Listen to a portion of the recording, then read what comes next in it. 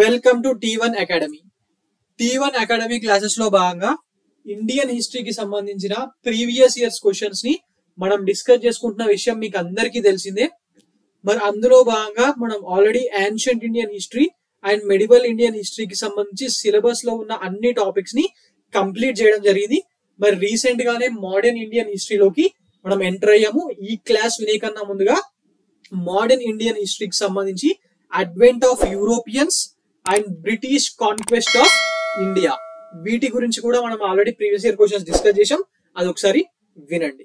Now coming on to the class for today, socio economic and cultural policies of governor generals and viceroys of British. Basic గా starting లో ఉండే వాళ్ళు ఉన్నారు కదా, William Bentinck, Cornwallis, Warren Hastings, వీళ్ళందరూ వాళ్ళ టైంలో జరిగిన social and cultural policies and కొన్ని పొలిటికల్ థింగ్స్ గురించి మనం ఇక్కడ మాట్లాడుకుందాం. Okay, right. Now coming on to the first question, consider the following statements. 1. Robert Clive was the first Governor General of Bengal anta. ఈ స్టేట్మెంట్ కరెక్టా? ఈ statement 100% తప్పు కదా. ఎందుకు? అసలు ఈ governor general of Bengal or governor general అనే పదము మొట్టమొదటిసారిగా ఎప్పుడు తీసుకొచ్చారు? Regulating act of 1773. Regulating act of 1773 ఈ గవర్నర్ జనరల్ ఆఫ్ బెంగాల్ అనే టర్మ్ ని దాంతోని తీసుకురావడం జరిగింది కదా. మరి దాంతోనే తీసుకురావడం జరిగింది. మరి 1773 వచ్చేసరికి గవర్నర్ జనరల్ గా రాబర్ట్ క్లైవ్ ఉన్నాడు. అసలు గవర్నర్ ఆఫ్ బెంగాల్ గా కూడా రాబర్ట్ క్లైవ్ లేడు కదా. మరి 1773 ఆ టైంలో గవర్నర్ జనరల్ గా ఎవరున్నారు బెంగాల్ కి? ఆ పదవి అంటే అప్పటి వరకు గవర్నర్స్ ముగ్గురు సపరేట్ ఉంటుండేయండి బ్రిటిష్ కి సంబంధించిన వాళ్ళు. ఎక్కడెక్కడ? మద్రాస్ లో ఒకళ్ళు, కలకత్తాలో ఒకళ్ళు, బెంగాల్ లో ఒకళ్ళు. ఎవరికి సబార్డినేట్ కాకుండా ఎవరిదాళ్ళు ఇండిపెండెంట్ చార్జ్ మీద ఉండేటోళ్ళు. బట్ ఈ రెగ్యులేటింగ్ యాక్ట్ ఆఫ్ 1773 తీసుకొచ్చిన తర్వాత governors of Madras and Bombay were subordinated to the governor of Calcutta. Governor of కల్కత్తాని హెడ్ గా చేసి మరి మద్రాస్ గవర్నర్ ని, బాంబే గవర్నర్ ని ఈయన కింద సబార్డినేట్ గా పెట్టడం జరిగింది. Okay, right. మరి మొత్తం అన్ని విషయాల్లోనూ ఈయనకి చెప్పే చేయాలా?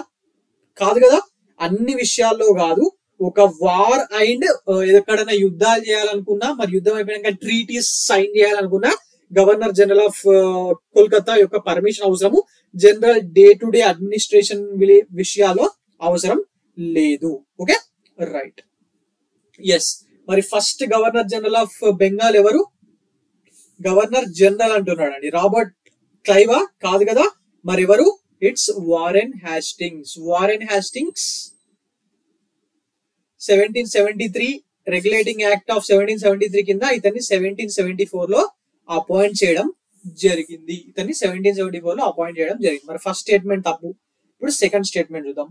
William Bentinck was the first governor general of India. Governor general of India మనకు ఏ చార్టర్ యాక్ట్ ద్వారా వస్తుంది? Charter act of 1833. Charter act of 1833 లో దీని గురించి మెన్షన్ చేసింది ఉందండి. ఓకే, మరి charter act of 1833 has brought the governors under the complete control of the governor general in all the issues including administration.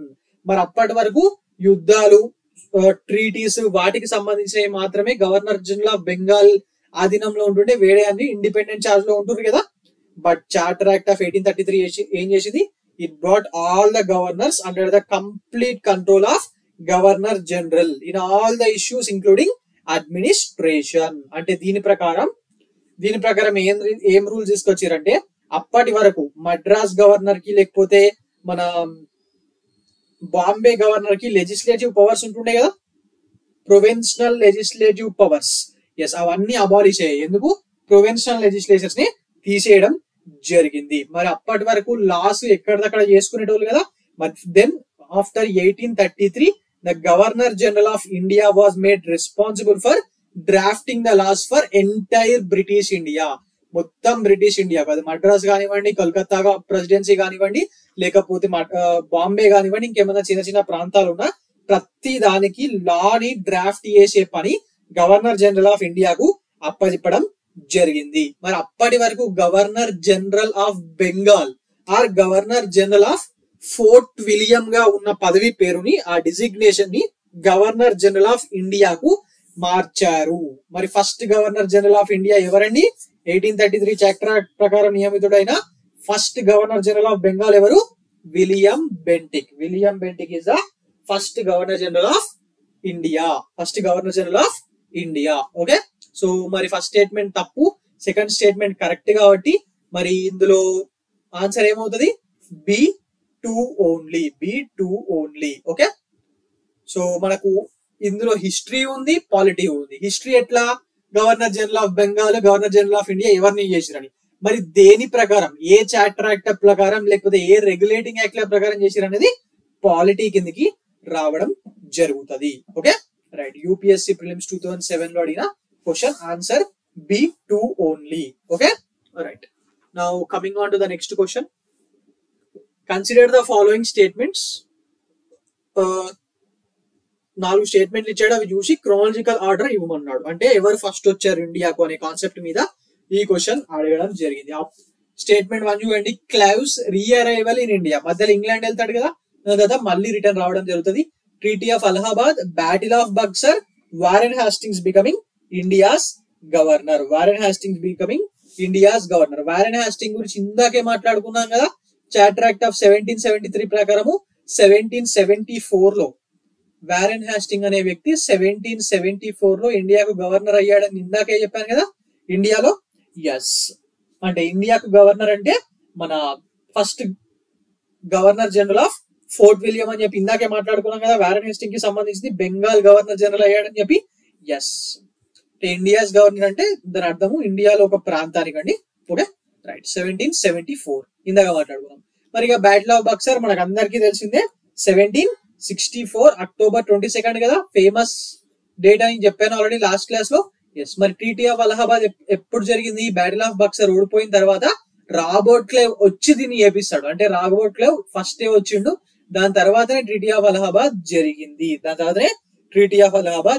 ఇద్దరు 1765 లోనే, కాకపోతే ఫస్ట్ ఈయన వచ్చిండు, తర్వాతనే ఆయన దగ్గర ఉండి ట్రీటీ ఆఫ్ అలహాబాద్ ని బ్రిటిషర్స్ కి మరియు ముఘల్ కింగ్ అవధ్ నవాబ్ అండ్ బెంగాల్ నవాబ్ తో కుదుర్చుకోవడం జరిగింది కదా.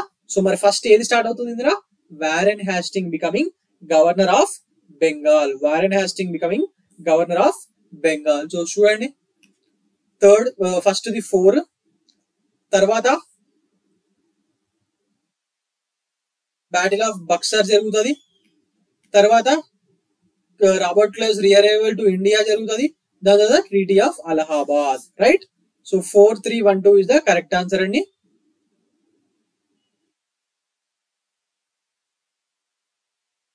ఆప్షన్స్ తప్పున్నాయండి ఇక్కడ.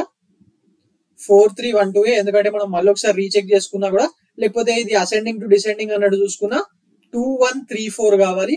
మరి 2134 కూడా ఎక్కడ మెన్షన్ చేసింది లేదు. సో అలా చూసుకున్నా కూడా ఈ ఆప్షన్స్ తప్పున్నాయి. ఓకే, ఎందుకంటే ఫస్ట్ వారెన్ హాస్టింగ్స్ 1774 లో వచ్చిండు. యా వారెన్ హాస్టింగ్స్ 1774 కదా. ఓకే, మనము డౌన్ టు రావాలి.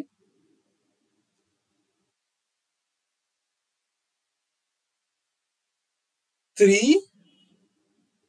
3124 అండి. Option B is the correct answer. Option B is the correct answer కదా. ఎస్, సీక్వెన్స్ ఆర్డర్ చూసుకుంటే ఫస్ట్ బ్యాటిల్ ఆఫ్ బక్సర్ జరిగింది, దాని తర్వాత Clive's rearrival in India, yes, దాని తర్వాత ట్రీటీ ఆఫ్ అలహాబాద్, దాని తర్వాత Warren Hasting becoming governor of Bengal. So answer ఏంటి? 3124 అండి. 3124 is the correct answer. Okay right, my mistake. Coming on to the next question. Which one of the following statement is not true అంటున్నాడు. 3 స్టేట్మెంట్లు ఇచ్చాడు, ఇందులో ఏది correct కాదు అని చెప్పి అడుగుతున్నాడు. చూద్దాం. The foundation of the system of civil administration was firmly laid down by Warren Hastings, on which the superstructure was laid by or raised by Cornwallis అని చెప్పి అంటున్నాడు. అంటే దాని అర్థం ఏంటి? సివిల్ అడ్మినిస్ట్రేషన్ ని ఇండియాలో అప్పటి వరకు లేదు. ఎందుకు? డయార్చీ సిస్టమ్ ఉంటుండే. మరి వారెన్ హాస్టింగ్ వచ్చిన తర్వాత బ్రిటిష్ ఇండియాకి సంబంధించిన సివిల్ అడ్మినిస్ట్రేషన్ ని దయార్చిని రద్దు చేసి ఈయన నిర్మించడం స్టార్ట్ చేశాడు. ఓకే, సో మరి ఈయనే స్టార్ట్ చేసిన దాన్ని కార్నివాలిస్ వచ్చి సివిల్ సర్వీసెస్ ఇవన్నీ స్టార్ట్ చేసి దాని మీద ఒక పెద్ద బిల్డింగ్ సూపర్ స్ట్రక్చర్ ఈయన కట్టిన బేస్మెంట్ మీద ఆయన పెద్ద బిల్డింగ్ ని కట్టడం జరిగింది అనేది స్టేట్మెంట్ అండి. ఇది కరెక్ట్ స్టేట్మెంటే కదా? ఎస్, ఇది కరెక్ట్ స్టేట్మెంటే. Clive was responsible for reforming the East India Company civil and military services. Civil and military services, ఇది కరెక్టా? ఎస్, ఇది కూడా కరెక్టేనండి. ఈ యుద్ధాలు జరిగేటప్పుడు ఈయన స్టార్టింగ్ నుంచి రాబర్ట్ క్లైవ్ ఇక్కడనే ఉన్నాడు కదా, మరి ఈయన civilian as well as military reforms ని ఆయన ఇండియాలో తీసుకురావడం జరిగింది. సివిల్ రిఫార్మ్స్ కింద ఈయన బిజినెస్ పర్సన్స్ నుంచి గిఫ్ట్స్ అండ్ ప్రైవేట్ థింగ్స్ అన్ని తీసుకోవడం అనేది ఆపిచ్చాడండి. అలాగే అండర్ మిలిటరీ రిఫార్మ్స్ ఈ డ్యూయల్ అలవెన్స్ సిస్టమ్ అనేది ఒకటి ఉంటుండే వీళ్ళకు బ్రిటిషర్స్ కి, దాన్ని రద్దు చేయించాడు. కానీ తర్వాత 1766 లో దాన్ని మళ్ళీ స్టార్ట్ చేశారు. కాకపోతే బీహార్ అండ్ బెంగాల్ అవతల ఉన్న సోల్జర్స్ కి మాత్రమే ఇవ్వడం స్టార్ట్ చేశారు. సో ఇది కూడా కరెక్టే.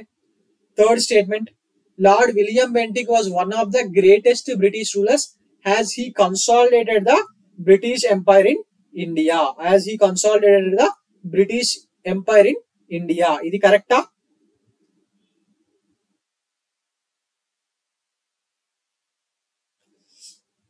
ఇది కరెక్ట్ కాదండి, ఎందుకంటే he's never a ruler. Okay, he's never a ruler, he's never a ruler and he consolidated the British empire in India అనేది కూడా కరెక్ట్ కాదండి. ఎందుకు కరెక్ట్ కాదు? ఎందుకంటే మీరు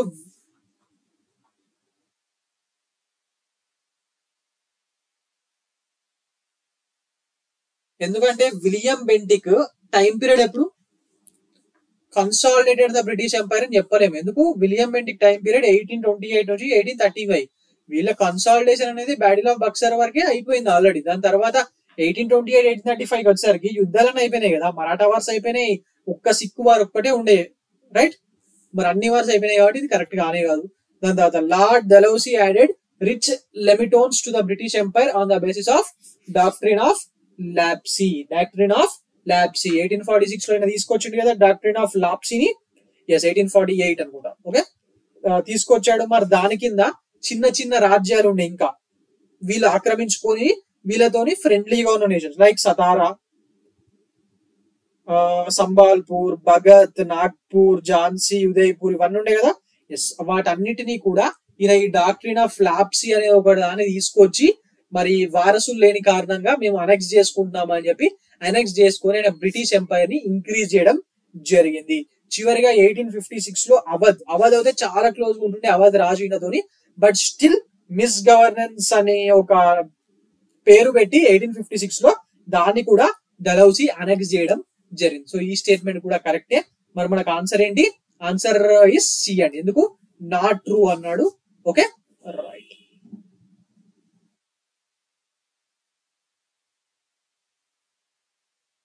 Now coming on to the next question. At the time of the establishment of Asiatic Society in Kolkata, who was the Governor General of Bengal? Asiatic Society అనగానే మనకి ఏం గుర్తుకు రావాలి? ఏ సంవత్సరం? చాలా సార్లు వస్తుంది ఏషియాటిక్ సొసైటీ మీద క్వశ్చన్స్, రిపీటెడ్ గా వస్తాయి మనకి. ఏషియాటిక్ సొసైటీ అనగానే గుర్తుకు రావాల్సిన సంవత్సరం ఏంటి? 1784 కదా. 1784 జనవరిలో దీన్ని ఎస్టాబ్లిష్ చేశారు. మరి అసలు 1784 టైంలో ఎవరున్నారు ఇండియాలో? 1784 టైంలో అంటే వారెన్ హాస్టింగ్స్ అండి. వారెన్ హాస్టింగ్స్ ఇందాకే చెప్పాను కదా. ఏమని చెప్పాను? ఫస్ట్ క్వశ్చన్ లోనో సెకండ్ క్వశ్చన్ లోనో చెప్పాను. According to charter act of 1773 Warren Hastings ని గవర్నర్ జనరల్ ఆఫ్ బెంగాల్ చేశారని చెప్పాను కదా. ఎస్, మరి 1773 నుంచి 1785 వరకు ఇండియాలోనే ఉన్నాడు. దాని తర్వాత వచ్చింది ఎవరు? వారెన్ హాస్టింగ్స్ తర్వాత కార్నివాలిస్. వచ్చిండు. తర్వాత ఇందులో ఉన్న వాళ్ళలో తర్వాత వచ్చింది ఎవరు? కార్నివాలిస్ తర్వాత వచ్చింది లార్డ్ వెల్లెస్లీ. లార్డ్ వెల్లెస్లీ టైంలోనే కదా సబ్సిడరీ లైన్స్ తీసుకొచ్చింది 1798. ఎస్, మరి తర్వాత ఇక ఫైనల్ గా ఎవరు? Lord William Bentinck. ఇప్పుడే మాట్లాడుకున్నాం విలియం బెంటిక్ గురించి, రైట్? 1828 to 1835 లాస్ట్ క్వశ్చన్ లో చెప్పాను కదా. ఎస్, మరి ఇక్కడ చూసుకుంటే 1784 లో ఎవరు ఉన్నట్టు? Lord Warren Hastings. So at the time of establishment of Asiatic Society in Calcutta, who was the Governor General of Bengal అంటే ఏం చెప్తారు? Lord Warren Hastings. Okay, right. Next question, the policy of security cell is related with. ఈ security cell అనే concept ని are security cells ని దీని ఇంకా ring fence అని కూడా అంటారు. మరి దీన్ని అసలు ఎవరు తీసుకొచ్చిర్రు అని చెప్పి అడుగుతున్నాడు. ఓకే, ఆప్షన్స్ చూడండి. Warren Hasting, Lord Dalhousie, Henry Lawrence, Lord Hastings. మరి ఎవరి టైంలో వచ్చింది? బేసిక్ గా ఇది ఎవరితో రిలేట్ అయి ఉంటుంది సెక్యూరిటీ సెల్ అనే కాన్సెప్ట్? వారెన్ హ్యాస్టింగ్స్ తోను మరియు వెల్లెస్లీ తోను ఇది కొంచెం రిలేట్ అయి ఉంటదండి. ఎందుకు అంటే వారెన్ హ్యాస్టింగ్స్ ఇండియాలో ఉన్నప్పుడు దట్ ఈస్ 1773 నుంచి 1785 ఆ పీరియడ్ లో ఆయన ఇటు మైసూర్ రాజ్యంతోని అంటే హైదర్ అలీ అండ్ టిప్పు సుల్తాన్ తోని యుద్ధాలు చేస్తూ ఉండేవాడు. ఎందుకు? ఇండియన్ స్టేట్స్ కన్నా బ్రిటిష్ పవర్ ఎక్కువ ఉంచాలా, వాళ్ళని మనము ప్రిడామినెంట్ పవర్ కావాలా బ్రిటిష్ వాళ్ళం అని చెప్పి ఆయన చేస్తా ఉండేవాడు. రైట్. మరి డ్యూరింగ్ దిస్ టైం ఆ టైంలోనే కంపెనీ అంటే బ్రిటిష్ ఈస్ట్ ఇండియన్ కంపెనీ ఏం చేసిందంటే కొన్ని బఫర్ స్టేట్స్ లని క్రియేట్ చేయడానికి ట్రై చేసింది.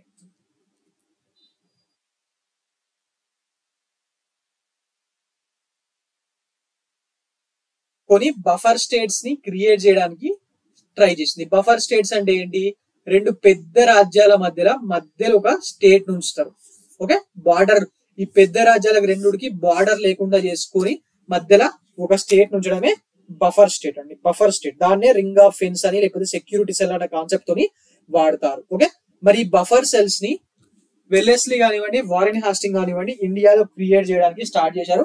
So that they can protect their empire from Afghans నుంచి అండ్ మరాఠాస్ నుంచి డైరెక్ట్ దాడులు అటాక్ చేయకుండా ఉండడానికి ఈ బఫర్ స్టేట్ ని ఉంచడానికి ప్రయత్నించారు. మరి buffer state ఎవరప్పుడు?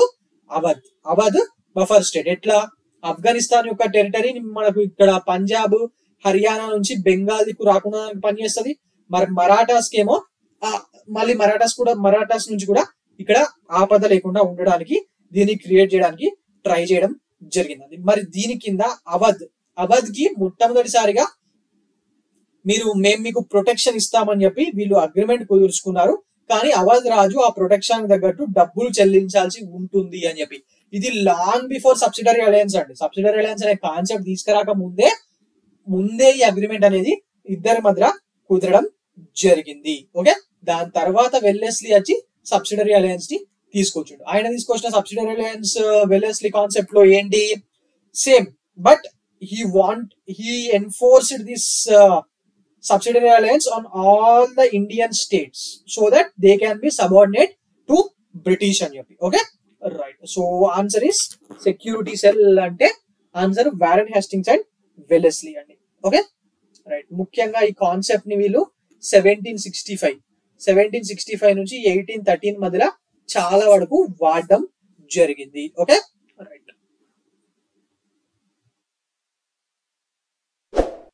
Now coming on to the next question. Who among the following Governor Generals created the Covenanted Civil Services of India, which later came to be known as Indian Civil Services? ఈ కోవినేటెడ్ civil services of India అనే దాన్ని first ఎవరు తీసుకొచ్చారు? మరి దీన్నే తర్వాత కాలంలో Indian civil services అన్న పేరు మీద పిలుస్తున్నారు కదా. ఎస్, ఆప్షన్స్ చూడండి. A Warren Hastings, B Wellesley, C Cornwallis, D William Bentinck. Basic గా కార్నివాలిస్ అనే అతను he has introduce the concept of civil services in India. UPSC 2010 లో అడిగిన క్వశ్చన్ అండి. మరి లార్డ్ కార్నివాలిస్ ఇండియాలో మొట్టమొదటిసారిగా సివిల్ సర్వీసెస్ అనే కాన్సెప్ట్ ని తీసుకురావడం జరిగింది. ఎలా అంటే ఫస్ట్ ఈయన గవర్నర్ జనరల్ ఆఫ్ బెంగాల్ గా ఉంటాడు కదా. After becoming the governor general of Bengal, Cornwallis restricted the administration and abolish the revenue boards and laid the new laws for them. ఈయన బెంగాల్ కి గవర్నర్ జనరల్ గా అయిన తర్వాత అడ్మినిస్ట్రేషన్ లో ఉన్న కొన్ని విషయాలను రిస్ట్రిక్ట్ చేశాడు. అలాగే అప్పటి వరకు రెవెన్యూ బోర్డ్స్ అనే కాన్సెప్ట్ నడిచేది కదా, దాన్ని కూడా అబాలిష్ చేసి కొత్త లాస్ ని తీసుకురావడం జరిగింది. Okay, right. కొత్త లాస్ దేనికి సంబంధించినవి అంటే బ్రిటిష్ ఆఫీసర్స్ కొన్ని పర్సనల్ బిజినెసెస్ కూడా చేసేవాళ్ళు కదా, కింగ్స్ తోని కానీ ఇండియాలో కానీ, దాన్ని రిస్ట్రిక్ట్ చేయడము. అలాగే ఈ సివిల్ అండ్ జ్యుడిషియల్ అడ్మినిస్ట్రేషన్ ఒక్కతని చేతుల్లోనే ఉంటుండే. మరి ఈయన ఏం చేసిండంటే సివిల్ కి వేరా జ్యుడిషియల్ కి వేరా సపరేట్ అడ్మినిస్ట్రేషన్ పాలసీస్ ని తీసుకురావడం జరిగింది. మరి దాని నుంచే కదా ఆ సివిల్ కి సపరేట్ చేసి చూసిరా, ఆ దాని నుంచే ఈ సివిల్ సర్వీసెస్ ఆఫ్ ఇండియా అనే కాన్సెప్ట్ బయటకు రావడం జరిగింది. Okay, right. Now coming on to the next question. UPSC 2010 లో అడిగేది. The first Maratha Sardar to accept the subsidiary alliance of lord Wellesley was. కింద ఇచ్చిన నలుగురు అందరూ ముగ్గురు పేర్లు ఇచ్చాడు కదా, అందరూ మరాఠాస్ సంబంధించిన వాళ్ళే. మరి ఇందులో మొట్టమొదటిసారిగా సబ్సిడరీ అలయన్స్ ని యాక్సెప్ట్ చేసింది ఎవరు అని చెప్పి అడుగుతున్నాడు. సబ్సిడరీ అలయన్స్ ని 1798 లో తీసుకొచ్చారు కదా, మరి మొట్టమొదటిగా అసలు యాక్సెప్ట్ చేసింది ఎవరు? నిజాం ఆఫ్ హైదరాబాద్. ఈ మరాఠాస్ తోని భయంతోనే యాక్సెప్ట్ చేశాడు. మరి తర్వాత మరాఠా సర్దార్లు కూడా యాక్సెప్ట్ చేస్తారు. మరి ఎవరు అని చెప్పి అడుగుతున్నాడు. Options: Peshwa Bajirao II, Rakoczi Bhosle and Daulat Rao Scindia. మరి అసలు మరాఠాస్ లో ఫస్ట్ యాక్సెప్ట్ చేసింది ఎవరు? Peshwa Bajirao II in 1801. దాని తర్వాత బోన్స్లేలు కూడా యాక్సెప్ట్ చేశారు. ఎప్పుడు? 1803 లో వీళ్ళు కూడా యాక్సెప్ట్ చేయడం జరిగింది. తర్వాత సింధియాస్ ఆఫ్ గ్వాలియర్ ఇన్ 1804 యాక్సెప్ట్ చేయడం జరిగింది. అందరికన్నా ముందు యాక్సెప్ట్ చేసింది నిజాం రాజు, తర్వాత మైసూర్ ఒడియార్స్ అండ్ తాంజావూర్ లో ఉన్న బ్యాచ్. తర్వాత 1801 లో అవధ్ అండ్ ఇది 1802 అండి. 1802 లో పేష్వా బాజీరావు వీళ్ళందరూ ఒక్కొక్కరుగా యాక్సెప్ట్ చేయడం జరిగింది. మరి మనకి ఇక్కడ ఇచ్చిన క్వశ్చన్ ప్రకారం ఆన్సర్ ఏమవుతుంది? Subsidiary alliance of lord Wellesley was accepted by who among the following అంటే మరాఠాస్ లో ఎవరు? పేష్వా బాజీరావు II. ఎందుకు యాక్సెప్ట్ చేశాడు? బేసిక్ గా బాలాజీ బాజీరావు చనిపోయిన తర్వాత పేష్వాస్ వీక్ అవుతారండి. సింధియాస్ హోల్కర్స్ కొందరు స్ట్రాంగ్ అవుతారు. వాళ్ళ మధ్య గొడవలు జరిగితే ఎక్కడ ఈ సింధియాలు హోల్కర్స్ వచ్చి అటాక్ చేసి మమ్మల్ని దిగజారుస్తారు అని చెప్పి వీళ్ళు భయానికి బ్రిటిషర్స్ తో సంధి చేసుకోవడం జరుగుతుంది. Okay, which one of the following statements does not apply to the system of subsidiary alliance introduced by Lord Wellesley? Governor general lord Wellesley ఇండియాకి ఎప్పుడు వచ్చిండు? 1798 లో. మరి రాగానే మరి ఇది 2018 ప్రిలిమ్స్ లో అడిగారు. మరి రాగానే ఈ సబ్సిడరీ అలయన్స్ అనే కాన్సెప్ట్ తీసుకొచ్చిండు కదా. Yes, okay. Now does not apply అన్నాడు. మనం క్వశ్చన్ ఫస్ట్ చేద్దాం. డస్ నాట్ అప్లై అన్నాడు కాబట్టి to maintain a large standing army at others expense. Yes, a రాజు అయితే సబ్సిడరీ అలయన్స్ స్టార్ట్ చేస్తున్నాడు ఆయన రాజ్యంలో బ్రిటిష్ వాళ్ళ స్టాండింగ్ ఆర్మీ ఉంటది. మరి దానికి డబ్బులు ఆ రాజే కట్టాలి కదా. సో ఇది correct statement. To keep India safe from the Napoleonic danger. Yes, ఇది కూడా కరెక్ట్ స్టేట్మెంట్. దీని ఎక్స్ప్లెనేషన్ నేను చెప్తాను. To secure a fixed income from the company. For the company, ఇది తప్పు. To establish British paramountcy of the Indian states, ఇది అయితే 100% correct. General main reason ఇదే. డి, ఇక్కడ డస్ నాట్ అప్లై అన్నాడు కాబట్టి ఆన్సర్ ఏంటి? మన ఆన్సర్ ఈ క్వశ్చన్ కి to secure a fixed income for the company. To keep India safe from Napoleonic danger అని ఎందుకన్నానంటే 1798 లో వెల్లెస్లీ ఇండియాకి వచ్చేసరికి బ్రిటిష్ కి మరియు ఫ్రాన్స్ కి ప్రపంచవ్యాప్తంగా లైఫ్ అండ్ డెత్ స్ట్రగుల్ నడుస్తుందండి. అప్పటి ఫ్రాన్స్ నెపోలియన్ ఉన్నాడు కదా, నెపోలియన్ బోనపార్టే. ఎస్, ఆయన ఎక్కడికక్కడ బ్రిటిష్ వాళ్ళని హంట్ చేసేవాడు, ఎక్కడికక్కడ యుద్ధాలు చేసేవాడు, గెలిచిన ఛాన్స్ ఉన్న దగ్గరల్లా ఓడిపేసేవాడు. అప్పటికే సిరియాలో ఓడిపేస్తాడు, ఈజిప్ట్ లో ఓడిపేస్తాడు. నెక్స్ట్ ఆయన కన్ను ఇండియా మీద కూడా ఉంటది. మరి ఆ టైంలో మనకు ఆల్రెడీ తెలుసు ఫ్రెంచ్ వాళ్ళతోని మన టిప్పు సుల్తాన్ జతగట్టడానికి ట్రై చేశాడని చెప్పి కదా. ఎస్, మరి ఆ టైంలో ఇండియా మీద కూడా ఆయన గురి కుదరకుండా ఈయన రాగానే ఆల్రెడీ ఉన్న కింగ్స్, ఈయన దగ్గర ఉన్న రాజ్యం మాత్రమే కాకుండా ఆల్రెడీ ఉన్న కింగ్స్ ఉంటారు కదా, వాళ్ళు ఎవ్వరు కూడా ఫ్రెంచ్ ఆర్మీతో జటగట్టకుండా వాళ్ళ రాజ్యాల్లోనే ఈయన ఆర్మీని వాళ్ళ ఖర్చుతోనే ఉండేటట్టుగా చేస్తాడు. ఎంత దూరం ఆలోచించుంటే చూసారా? ఎందుకంటే ఆయనకి ఇన్ఫర్మేషన్ ఉంది ఆల్రెడీ, అక్కడి నుంచి ఇక్కడ జరిగే ఛాన్స్ ఉంది, టిప్పు సుల్తాన్ ట్రై చేస్తున్నాడు అని చెప్పి. రైట్, మరి టిప్పు సుల్తాన్ ఏమో ఓడిపేస్తారు రాగానే. 1799 లాస్ట్ వార్ కదా టిప్పు సుల్తాన్ది. ఎస్, మరి తర్వాత ఈ అందరితోని సబ్సిడరీ అలయన్స్ సిగ్నేచర్ పెట్టిస్తాడు so that he can keep India safe from the British India save from the Napoleonic danger. Okay right. So మన ఆన్సర్ ఏంటి? మన ఆన్సర్ సి అండి. ఫిక్స్డ్ ఇన్కమ్ ఏం లేదండి, ఇదంతా చూసుకున్నది ఏంది, బ్రిటిష్ యొక్క సుపీరియారిటీని చూపించాలని అంతే, ఇన్కమ్ కోసం కాదు. ఇన్కమ్ కోసం already Madras province, Bombay province, Kolkata province ఉన్నాయి కదా. ఈ సబ్సిడరీ అలయన్స్ లో డబ్బులు గుంజే అలయన్స్ ఏం లేదు, ఎజెండా అనేది ఏమీ లేదు, డబ్బులు గుంజే ఎజెండా అనేది ఏమీ లేదు. Okay right. Coming on to the next question. The first Indian ruler who joined the subsidiary alliance was. Option చూడండి. నవాబ్ ఆఫ్ ఔద్ అన్న అవధ్ అన్న ఒకటే. ఈయన ఎప్పుడు జాయిన్ అయ్యాడని చెప్పాను ఇందాక, 1801 లో కదా. ఎస్, నవాబ్ ఆఫ్ ఔద్ 1801 లో జాయిన్ అయ్యాడు. మరి మన నిజాం ఆఫ్ హైదరాబాద్ ఎవరు జాయిన్ అయింది? నిజాం అలీ ఖాన్ కదా. మరి నిజాం అలీ ఖాన్ ఎప్పుడు జాయిన్ అయినట్టు? ఈయన 1798 లోనే జాయిన్ కావడం జరిగింది. మరి దాని తర్వాత పేష్వా బాజీరావు 2, ఇందాకే మాట్లాడగలం కదా, పేష్వా బాజీరావు 2 1802 లో అయ్యాడని. మరి ట్రావెన్కోర్ రాజ్ ఎప్పుడు అయ్యాడు? మనకు హైదరాబాద్ తర్వాత మైసూర్ అండ్ తాంజూర్ అయ్యారండి, అది ట్రావెన్కోర్ కాదు. మరి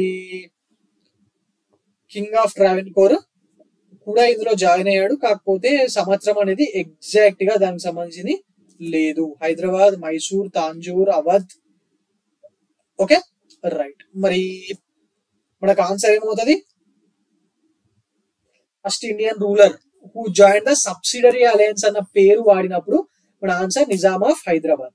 ఎందుకు అట్లా సపరేట్ గా చెప్తున్నా అంటే, లార్డ్ వెల్లెస్లీ ఈ సబ్సిడరీ అలయన్స్ ని ఇండియన్ కింగ్స్ ఉన్నారు కదా, ఇండియన్ రూలర్స్ ని పపెట్స్ గా మార్చుకోవడానికి, బ్రిటిషర్స్ కి పపెట్స్ గా మార్చుకోవడానికి, లేకపోతే సబ్సిడరీస్ గా మార్చుకోవడానికి దీన్ని తీసుకురావడం జరిగింది. కాకపోతే పేరు సబ్సిడరీ అలయన్స్ అని సపరేట్ పేరు పెట్టి దాన్ని స్టార్ట్ చేసింది వెలెస్లీయే. కాకపోతే ఇలాంటి పద్ధతిని ఆయన కొత్తగా డిస్కవర్ చేయలేదండి. ఎందుకంటే ఆల్రెడీ ఇండియాలో ఇది ప్రాక్టీస్ లో ఉంది, బట్ దాన్ని గ్రాడ్యువల్ గా ఎవాల్వ్ చేపించి ఫైనల్ షేప్ కి తీసుకొచ్చింది వెల్లెస్లీ. గ్రాడ్యువల్ గా ఆల్రెడీ ఉండడం ఏంటి సార్, ఎక్కడ ఉంది అని మీకు డౌట్ రావచ్చు. ఫస్ట్ దీన్ని డూప్లేక్ స్టార్ట్ చేసిండు. ఎప్పుడు? మన నిజాం స్టేట్ లోనే ముజాఫర్ జంగ్ జాఫర్ జంగ్ మధ్య యుద్ధాలు జరిగినప్పుడు ఈయన పోయి ఆయన ఆర్మీని ఇచ్చి మీకు యుద్ధంలో సపోర్ట్ చేస్తే గెలుపొందడానికి, కాకపోతే దానికి ఖర్చు అవుతుంది, ఆ ఖర్చునంతా మీరే పెట్టాలి, ఆ కంపెనీ ఖర్చు అని చెప్పి అగ్రిమెంట్ కుదుర్చుకుంటాడు కదా. First Dupleix was the first European to give his army to Indian rulers on the promise of a fixed payment to the company. Okay, మరి దాని తర్వాత దాని నుంచి అది అర్థం చేసుకున్న బ్రిటిషర్లు దాన్ని వీళ్ళు కూడా స్టార్ట్ చేయడం, దీన్ని వాళ్ళు బ్రిటిషర్లు కూడా ఇంప్లిమెంట్ చేయడం స్టార్ట్ చేశారు.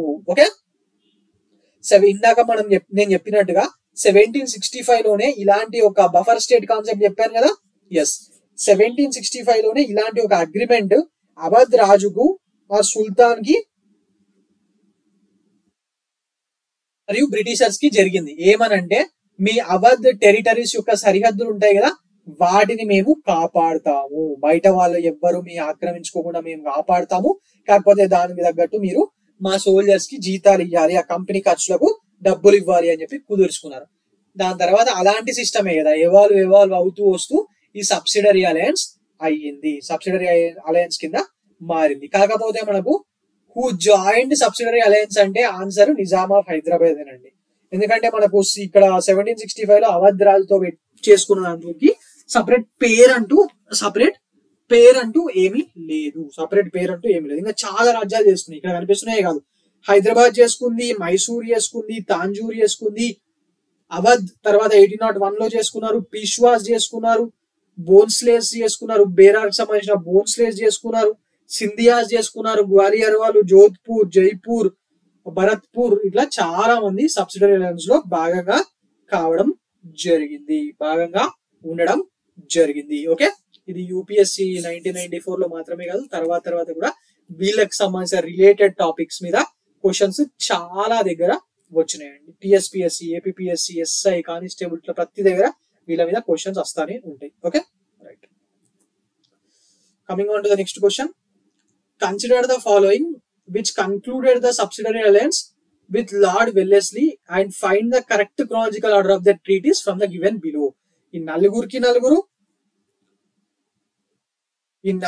నలుగురు లార్డ్ వెల్లెస్లీ తోని సబ్సిడరీ అగ్రిమెంట్ చేసుకున్నారు. మరి సబ్సిడరీ అలయన్స్ ఇక్కడ క్రోనాలజికల్ ఆర్డర్ అడుగుతున్నాడు కాబట్టి ఫస్ట్ క్రోనాలజికల్ ఆర్డర్ ఏమొస్తుంది? ఫస్ట్ హైదరాబాదే కదా, 1798 లోనే చేసుకున్నాడు హైదరాబాద్ 1. తర్వాత మైసూర్ అయినా చేసుకున్నాడు, కరెక్ట్. మైసూర్ అయినా ఎప్పుడు చేసుకున్నాడు అన్నాను? 1799 లో. మరి అవధ్ అయినా 1801 లో చేసుకున్నాడు. తర్వాత లాస్ట్ కు సింధియా కదా 1804 లో. ఎస్, మరి ఇది 1 2 3 4 అండి. 1 2 3 4 ఇస్ ద కరెక్ట్ ఆన్సర్. చూడండి ఎక్కడుంది. ఎస్, 1 2 3 and 4 లైన్ ఉన్నాయి కదా. ఎస్, మరి లాస్ట్ లో చేసుకున్నది ఈ రాజ్పుట్ ఏరియా ప్రాంతంలో జోధ్పూర్, జైపూర్ ఇవన్నీ ఉన్నాయి కదా, భరత్పూర్, ఇవన్నీ చివర్లో చేసుకున్నాయి. ఓకే, ఇదంతా 1798 నుంచి 1805 మధ్యలో జరిగినాయండి ఇవన్నీ కూడా. Okay, right. Now coming on to the next question. The main aim of East India Company to make a subsidiary alliance in Rajput states. ఇందాక చెప్పాను కదా, లాస్ట్ లో రాజ్పుట్ స్టేట్స్ జైపూర్, జోధ్పూర్, భరత్పూర్ ఇవన్నీ కూడా వేసుకునే చెప్పి, మరి అది చేసుకోవడానికి మెయిన్ ఇంటెన్షన్ ఏంటి అని చెప్పి అడుగుతున్నాడు. Receiving military supports against enemies. అంటే ఇంగ్లీష్ ఈస్ట్ ఇండియా కంపెనీకి వేరే వాళ్ళకి ఎప్పుడైనా యుద్ధం జరిగినప్పుడు ఈ స్టేట్స్, రాజ్పూట్ స్టేట్స్ నుంచి మిలిటరీ సపోర్ట్ తెచ్చుకోవడానికి ఇది చేసుకున్నారు అని చెప్పి అడుగుతున్నాడు. సరే అని చెప్తున్నాడు. కరెక్ట్ స్టేట్మెంటా? కాదు కదా. ఎస్, కరెక్ట్ స్టేట్మెంట్ కాదు. ఎందుకంటే వీళ్ళ దగ్గరనే చాలా ఆర్మీ ఉంది, బాగున్నాయి, వీళ్ళది అవసరం ఏం లేకుండా. Protecting the states from Marathis and Pindari invasion the main ఏం ఇది కాదు. ఇది కూడా వన్ ఆఫ్ ది, అంటే సిగ్నేచర్ పెట్టింది దానికోసమే కదా, మా రాజ్యాల మీదకి ఎవరైనా అటాక్ చేస్తే మేము హెల్ప్ చేయాలి. కాకపోతే 1804 ఆ టైంకి వచ్చేసరికి మరాఠాస్ ఇంకా అటాక్ అంత దూరం రాజ్పుట్స్ ని అటాక్ చేసి అంత పొజిషన్ లో లేరండి, అంత దూరం. Okay, to receive funds in the form of కరాస్, అట్లేం లేదు, కరాస్ కి దీనికి సంబంధం లేదు. To establish the sovereignty of the British. Yes, British paramountcy ని ఎస్టాబ్లిష్ చేయడానికే లార్డ్ వెల్లెస్లీ ఈ కాన్సెప్ట్ ని తీసుకురావడం జరిగింది. మరి దానికోసం తెచ్చింది కాబట్టి లార్డ్ వెల్లెస్లీ సబ్సిడరీ అలయన్స్ ని, ఇండియన్ స్టేట్ ని ఆయన కంట్రోల్, అంటే బ్రిటిష్ పొలిటికల్ పవర్ యొక్క అంబిట్ లో పెట్టుకోవడానికి దీన్ని వాడాడు. ద మెయిన్ ఎయిమ్ అదే, the main aim of it is that. Okay, right. So answer is D. Which one of the following pair is not correctly matched అంటున్నాడు. Option చూద్దాం. ఒక దిక్కేమో యుద్ధాల్లో పాల్గొన్న వాళ్ళు, లేకపోతే బ్రిటిష్ గవర్నర్ ఆ గవర్నర్ జనరల్స్ పేర్లు ఇచ్చాడు. ఇంకో దిక్కేమో జరిగిన యుద్ధాల గురించి ఇచ్చాడు. సో చూద్దాం. Battle of Buxar. Battle of Buxar గురించి ఇందాకే మనం మాట్లాడుకున్నాం కదా ఆల్రెడీ. ఏమని మాట్లాడుకున్నాం? 1764 లో జరిగింది. మరి that is the main war which consolidated the British empire in India అని చెప్పాను కదా. సో మరి బ్యాటిల్ ఆఫ్ బక్సర్ లో పాల్గొన్నది రాబర్ట్ క్లైవ్ పాల్గొనలేదు. ఆయన వచ్చి ట్రీటీ ఆఫ్ అలహాబాద్ చేసిపోయింది తప్పితే పాల్గొనలేదు. సో ఇది స్టేట్మెంట్ కరెక్ట్.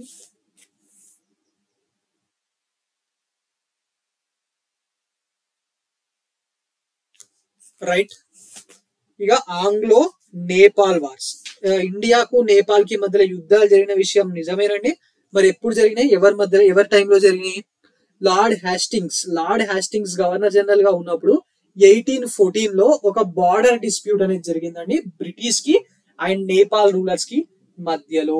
ఓకే, ఎన్ని సంవత్సరాలు? 1814 నుంచి 1816 వరకు జరిగింది.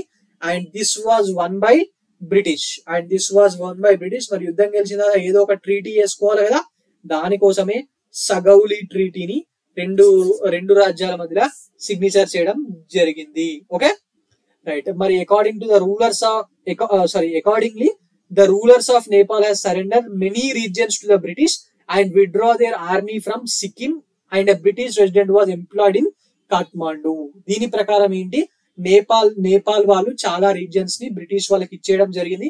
ఆ ఉత్తరాఖండ్ లో మొన్న మధ్య కూడా నేపాల్ వాళ్ళు ఇది మా ఏరియా అని చెప్పి అన్నారు కదా మ్యాప్లు చూపించుకుంటా.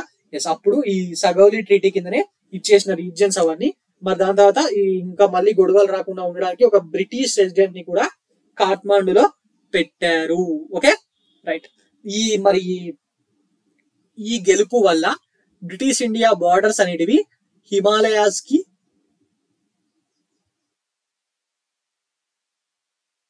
హిమాలయాస్ వరకు ఎక్స్టెండ్ కావడం జరిగింది ఈ సగాలి ట్రీటీ వల్ల. మరి దీని తర్వాత నుంచే బ్రిటిష్ ఆర్మీలో గూర్ఖాస్ నేపాల్ కి చెందిన గూర్ఖాస్, ఒకప్పుడు మన తెలంగాణలో నైట్ డ్యూటీ వాచ్మెన్ లాగా మొత్తం నేపాలీ గూర్ఖాసే ఉండేవాళ్ళు కదా. ఎస్, ఆ గూర్ఖాస్ అందరికీ కూడా లార్జ్ నంబర్ లో ఇండియాలో జాయిన్ అయ్యే అవకాశం వచ్చింది. ఇప్పటికి కూడా గోర్ఖా రెజిమెంట్ అనేది ఇప్పటికీ కూడా ఇండియన్ ఆర్మీలో ఉందండి. That is one of the bravest regiment of India. Okay, so second statement కూడా కరెక్టే. మనకు నాట్ కరెక్ట్లీ అడిగాడు కదా. ఎస్, థర్డ్ స్టేట్మెంట్ చూద్దాం. Lord Wellesley fourth Anglo Mysore war అంట. Anglo Mysore war fourth Anglo Mysore war లో ఎవరు పార్టిసిపేట్ చేశారు? టిప్పు సుల్తాన్. మరి బ్రిటిష్ సైడ్ నుంచి లార్డ్ వెల్లెస్లీ కదా. Yes, this was like Tipu versus Wellesley. Okay, third Anglo Maratha war లో ఓడిపోయి టిప్పు సుల్తాన్ సగం రాజ్యం ఇచ్చేస్తాడు. మరి దాని తర్వాత ఆయన బాగా కోపం వచ్చి ఫోర్త్ ఆంగ్లో మైసూర్ వార్ కోసము చాలా గట్టిగా ప్రిపేర్ అవుతాడండి. బ్రిటిష్ వాళ్ళని ఎట్లన్నా ఓడిపోయాలా, ఇండియా నుంచి నూకేయాలని చెప్పి ఆయన మిలిటరీని తయారు చేస్తాడు. డిప్లొమాటిక్ ఛానల్స్ ని కూడా అట్లనే ఓపెన్ పెడతాడు. మరి దీనికోసము diplomatically Zaman Shah the ruler of Afghanistan Zaman Shah and Napoleon French Napoleon ఉన్నాడు కదా, నెపోలియన్ బోనపార్టే.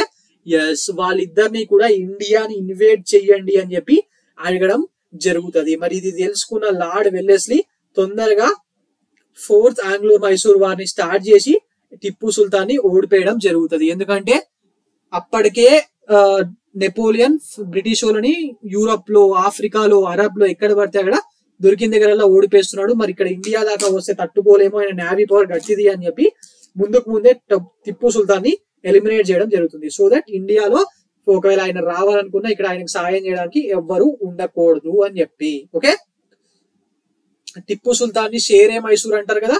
మరి యుద్ధంలో ఆయనకు చాతనైనంతగా చాలా సింహం లాగా పోరాడి బ్యాటిల్ ఫీల్డ్ లోనే చనిపోవడం జరిగింది. మరి ఆయన ఓడిపోయిన తర్వాత ఆయన రాజ్యాన్ని ఆక్రమించుకున్న బ్రిటిష్ వాళ్ళు, ఆయన రాజ్యం అంటే మైసూర్ రాజ్యమే కదా.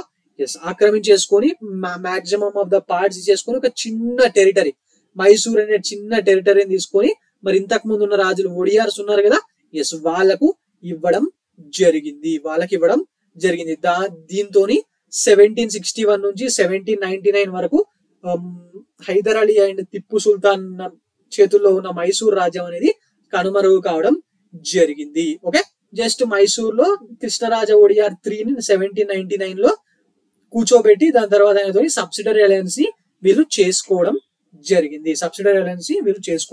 So that he cannot revolt next time అని చెప్పి. Okay, right. సో మరి ఇది కూడా కరెక్ట్ స్టేట్మెంటే. Lord Cornwallis third Anglo Maratha war అంట. ఆంగ్లో మరాఠా వార్ లో కార్నివాలిస్ ఉన్నాడా? మరాఠా వార్ లో 3 జరిగినాయి కదా. ఎప్పుడు జరిగినాయి?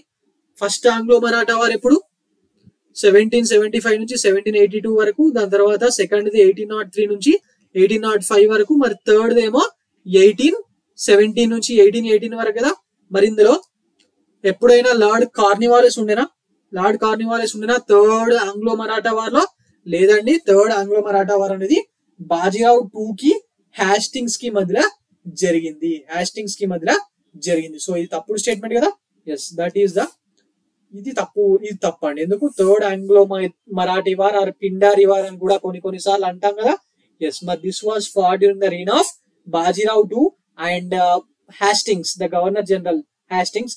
మరి మరాఠాస్ ని సప్రెస్ చేసి మొత్తం మరాఠా కింగ్డమ్ ని ఒక్యుపై చేయడం జరిగింది. మరి దీన్ని ఇంకో వారు ఏమంటారన్నారు? పిండారీస్ వార్ అని చెప్పి అనేవాళ్ళు. పిండారీస్ అంటే ఎవరు? మరాఠీ ఆర్మీలో ఉన్న ఒక గ్రూప్ ఆఫ్, మరాఠా ఆర్మీ కాదు, మరాఠాకి సపోర్ట్ చేసే ఒక ఆర్మ్డ్ ఫోర్స్ ఇది. మరాఠా ఫోర్సెస్ అంటే మరాఠాస్ తో పాటు ఇంకెవరైనా హెల్ప్ చేసిన వాళ్ళు ఉంటారు కదా. ఎస్, అందులో ఉన్న ఒక గ్రూప్ ఆఫ్ డెకాయిడ్స్ ని పిండారీస్ అంటారు. మరి వాళ్ళని కూడా బ్రిటిష్ వాళ్ళు ఈ యుద్ధంలో ఓడిపోయడం జరిగింది. మరి యుద్ధం తర్వాత బ్రిటిష్ వాళ్ళు కంప్లీట్ గా పేష్వా అనే ఒక పొజిషన్ ఉంది కదా, దాన్ని అబాలిష్ చేశారు. అండ్ మరి బాజీరావు 2 ని కాన్పూర్ కి దగ్గరలో ఉన్న బైతూర్ అనే ఏరియాకు పంపించి పెన్షనర్ గా ఉంచడం జరిగింది. ఆయన చివరి రోజుల్లో అక్కడే ఉన్నాడు. మరి మరాఠా అస్మిత అనే ఒక కాన్సెప్ట్ ఉంటది కదా, మరి దాన్ని హర్ట్ చేయకుండా ఉండడానికి బ్రిటిష్ వాళ్ళు ఈ మరాఠా కింగ్డమ్ లో ఒక చిన్న ప్లేస్ అయిన సతారాలో ఒక చిన్న మరాఠా కింగ్డమ్ ని స్టార్ట్ చేసి సతారాని క్యాపిటల్ గా పెట్టి మరి శివాజీకి డిసెండెంట్ అయిన ప్రతాప్ సింగ్ అనే వ్యక్తిని కింగ్ గా నియమించారు. Okay right. So answer is D అండి. Answer is D. Coming on to the next question. At a time when empires in Europe were crumbling before the might of Napoleon, which one of the following governor generals kept the British flag high in India? UPSC 1999 లో అడిగిన question ఏమని చెప్తున్నాడంటే, Europe వ్యాప్తంగా France army ముందు France navy ముందు అక్కడ ఉన్న రాజ్యాలన్నీ ఓడిపోతూ వణికిపోతూ ఉంటే ఒక బ్రిటిష్ గవర్నర్ జనరల్ ఇండియాలో మాత్రము బ్రిటిష్ సామ్రాజ్యాన్ని బ్రిటిష్ ఫ్లాగ్ ని చాలా స్ట్రాంగ్ గా ఉంచాడు. మరి ఆయన ఎవరు అని చెప్పి అడుగుతున్నారు. ఆప్షన్ చూడండి, ఇందాక మాట్లాడుకున్నాం బట్ స్టిల్ మళ్ళీ ఒకసారి చెప్తాం. Lord Dalhousie, Lord Cornwallis, Lord Wellesley, Lord Hastings. ఎవరు? ఇట్స్ లార్డ్ వెలెస్లీ అండి. లార్డ్ వెలెస్లీ 1797 లో ఇండియాకు రావడం జరిగింది. 18th సెంచరీ మొత్తంలో ఆ పీరియడ్ అనేది బ్రిటిష్ వాళ్ళ చరిత్రలో ఒక డార్కెస్ట్ పీరియడ్ అండి. ఎందుకంటే బ్రిటిష్ తో అలైడ్ ఉన్న యూరోపియన్ పవర్స్ లేకపోతే ఒంటరి యూరోపియన్ పవర్స్ అన్ని కూడా ఫ్రాన్స్ చేతులు ఓడిపోతున్నాయి. మరి ఆ టైంలో నెపోలియన్ బ్రిటిష్ తో ఉండే ఈజిప్ట్ ని మరియు సిరియాని ఆక్యుపై చేయడం కూడా జరిగింది. And he was seriously thinking to attack India. మరి ఆ పరిస్థితుల్లో వచ్చిన వెల్లెస్లీ ఒక మంచి గేమ్ ప్లే చేసిండండి. ఏంటంటే ఇక్కడ అసలు ఫ్రాన్స్ ఆర్మీకి ఫ్రాన్స్ వాళ్ళకు సపోర్ట్ చేయాలనుకున్నది ఎవరు? టిప్పు సుల్తాన్. ఫస్ట్ ఈయన ఓడిపోద్దాం, ఇతను చంపేద్దాం అని చెప్పి ఓడిపేసి చంపేశాడు. తర్వాత ఇంకా ఎవ్వరు సపోర్ట్ చేయకుండా ఉండడానికి వీళ్ళ రాజ్యం ఉండంగా, బ్రిటిష్ వాళ్ళ రాజ్యం ఉండంగా ఇంకా మిగిలిన చిన్న చిన్న స్టేట్స్ ఉన్నాయి కదా, వాళ్ళందరితోని కూడా ఒక సబ్సిడరీ అలయన్స్ పెట్టించిండండి. అది ఎట్లా పనిచేస్తుంది అంటే, ఒకవేళ వీళ్ళు సపోర్ట్ చేయాలనుకున్నా చేయలేకపోయే విధంగా. ఎందుకు? సబ్సిడరీ అలయన్స్ వల్ల బ్రిటిష్ ఆర్మీయే వాళ్ళ రాజ్యాలకు బయటవాడు అటాక్ చేయకుండా ప్రొటెక్షన్ ఇస్తుంది కదా. అంటే వీళ్ళ రాజ్యాల యొక్క నడిబొడ్డున క్యాపిటల్ సిటీలో బ్రిటిష్ ఆర్మీ అనేది ఉంటది. సో అప్పుడు వీళ్ళు ఎట్లా బయటకెళ్ళి ఎక్కడికెళ్ళి వచ్చే ఫ్రాన్స్ ఆర్మీకి సపోర్ట్ చేస్తారు? చేయలేరు కదా. మరి లోకల్ సపోర్ట్ ఇచ్చేటోళ్ళు లేకపోతే అక్కడ ఎక్కడో యూరప్ లో ఫ్రాన్స్ లో ఉన్న నెపోలియన్ బోనాపార్టే నేవీని తీసుకొని వచ్చి ఎట్లా అటాక్ చేసి అడిగినారు? చేయలేడు కదా. ఎస్, అది ఈయన ఆడిన గేమ్. అట్లా ఆడి ఈయన అందరు ఏమనుకుంటారంటే యుద్ధము సోల్జర్స్ చేసేది, కొట్టుకునేది, నరుక్కునేది అనుకుంటారు. ఎస్, సోల్జర్స్ ఫోర్ ఫ్రంట్ లా కనిపిస్తారు, బట్ వెనకాల ఒకతను మైండ్ గేమ్ ఆడుతూ ఉంటాడు. ఆ మైండ్ గేమ్ ఆడేటోడే జీనియస్. ఆయన పాలసీస్, ఆయన వ్యూహాల వల్లనే యుద్ధం గెలుస్తారండి. Okay right. Is called the leader. Coming on to అది ఎలక్షన్ అయినా నిజంగా యుద్ధం అయినా ఎక్కడైనా అంతే. Now coming on to the next question. On the basis of alleged maladministration, which governor general had taken the administration of Mysore state? అవధ్ని మాత్రమే కాదు, mall administration, మిస్గవర్నెన్స్ కింద అవధ్ కన్నా ముందు మైసూర్ ని కూడా అబాలిష్ చేస్తారు. మధ్యలో కొన్ని రోజులు, అంటే టిప్పు సుల్తాన్ ఓడిపోయిన తర్వాత కృష్ణరాజా ఒడయార్ తిరిగి ఇస్తారు కదా, దాని తర్వాత కొన్ని రోజులకు దాన్ని అబాలిష్ చేస్తారు. మరి చేసింది ఎవరు అని చెప్పి అడుగుతున్నాడు. 1831 లోను ఆ టైంలో చేస్తారు. మరి ఎవరిని అని అడుగుతున్నారు. ఆన్సర్ ఇస్ ఎవరు చేస్తారని అడుగుతున్నారు. ఆన్సర్ ఏంటి? వెలెస్లీయా. 1831 టైంలో అసలు వెలెస్లీ ఉన్నాడా? లేడు కదా. వెలెస్లీ టైం పీరియడ్ ఎప్పుడు? ఇందాకే మాట్లాడుకున్నాం కదా, లార్డ్ వెల్లెస్లీ 1798 నుంచి 1805 వరకు. మరి లార్డ్ హాస్టింగ్స్ కాదండి, ఈయన వేడ విలియం బెంటిక్ 1828 నుంచి 1836 మధ్యలో ఉన్నాడు. అంటే మరి మైసూర్ స్టేట్ ని 1831 లో వేసానన్నారు కదా. So answer is lord William Bentinck అండి. లార్డ్ విలియం బెంటిక్ 1828 లో గవర్నర్ జనరల్ గా చార్జ్ తీసుకోవడం జరిగింది. మరి ఈయన ముఖ్యంగా ఇండియాలో సోషల్ పాలసీస్ ని చాలా రద్దు చేశాడు. అందువల్ల ఈయన famous. he tried to abolish Sati system ని, అలాగే ఇన్ఫాంటిసైడ్ అంటే చిన్నపిల్లల్ని చంపేస్తారు కదా, ఎస్ అది, ఇవన్నీ చేసి ఇండియాలో సోషల్ ఈవిల్స్ ని తక్క చేయడానికి స్టార్ట్ చేసిండు. మరి అదే ఇండియన్ స్టేట్స్ తోని గొడవల్ని ఏ రోజు పెట్టుకోకపోయేటాడు కూడా కాదు. ఇండియన్ స్టేట్స్ లో లోపలనే వాళ్ళకే ఆ రాజ్యం లోపలనే ఏమైనా కేవస్ జరుగుతున్నా కూడా, ఫర్ ఎగ్జాంపుల్ జైపూర్ ఉంది కదా, జైపూర్ రాజ్యంలో ఉన్న బ్రిటిష్ రెసిడెంట్ మీద అటాక్ అవుతుంది ఈయనున్న టైంలో, బట్ అక్కడ కూడా ఆయన ఇంటర్ఫియర్ చేసుకోడు. అట్లా ఏమన్నా పెద్ద పెద్ద గొడవలు జరుగుతున్న దగ్గర అస్సలు ఇంటర్ఫియర్ చేసుకోడు. కానీ ఇక్కడ మైసూర్లో కానివ్వండి, లేకపోతే కూర్గులో కానివ్వండి, అలాంటి కేవోస్ ఏమీ లేవు. జస్ట్ మాల్ అడ్మినిస్ట్రేషన్ అని చెప్పి ఒకవేళ మనం ఆక్రమించుకున్నా వీళ్ళు రిటర్న్ ఫైట్ చేయలేరు అనుకున్న దగ్గర ఈయన ఆక్రమించుకోవడం జరిగింది. Okay right. సో ఆన్సర్ ఏంటి? Answer is lord William Bentinck. Now coming on to the next question, which of the following were the social reforms introduced by the William Bentinck? William Bentinck యొక్క social reforms ఈ కింద నాలుగుట్లో ఏవి అని చెప్పి అడుగుతున్నాడు. Recent గా 2022లో అడిగిన క్వశ్చన్ ఇది ఎన్డీఏలో. సో చూద్దాం. First abolition of sati. William Bentinck abolition of sati తీసుకొచ్చిండా? ఎస్ తీసుకొచ్చిండు కదా.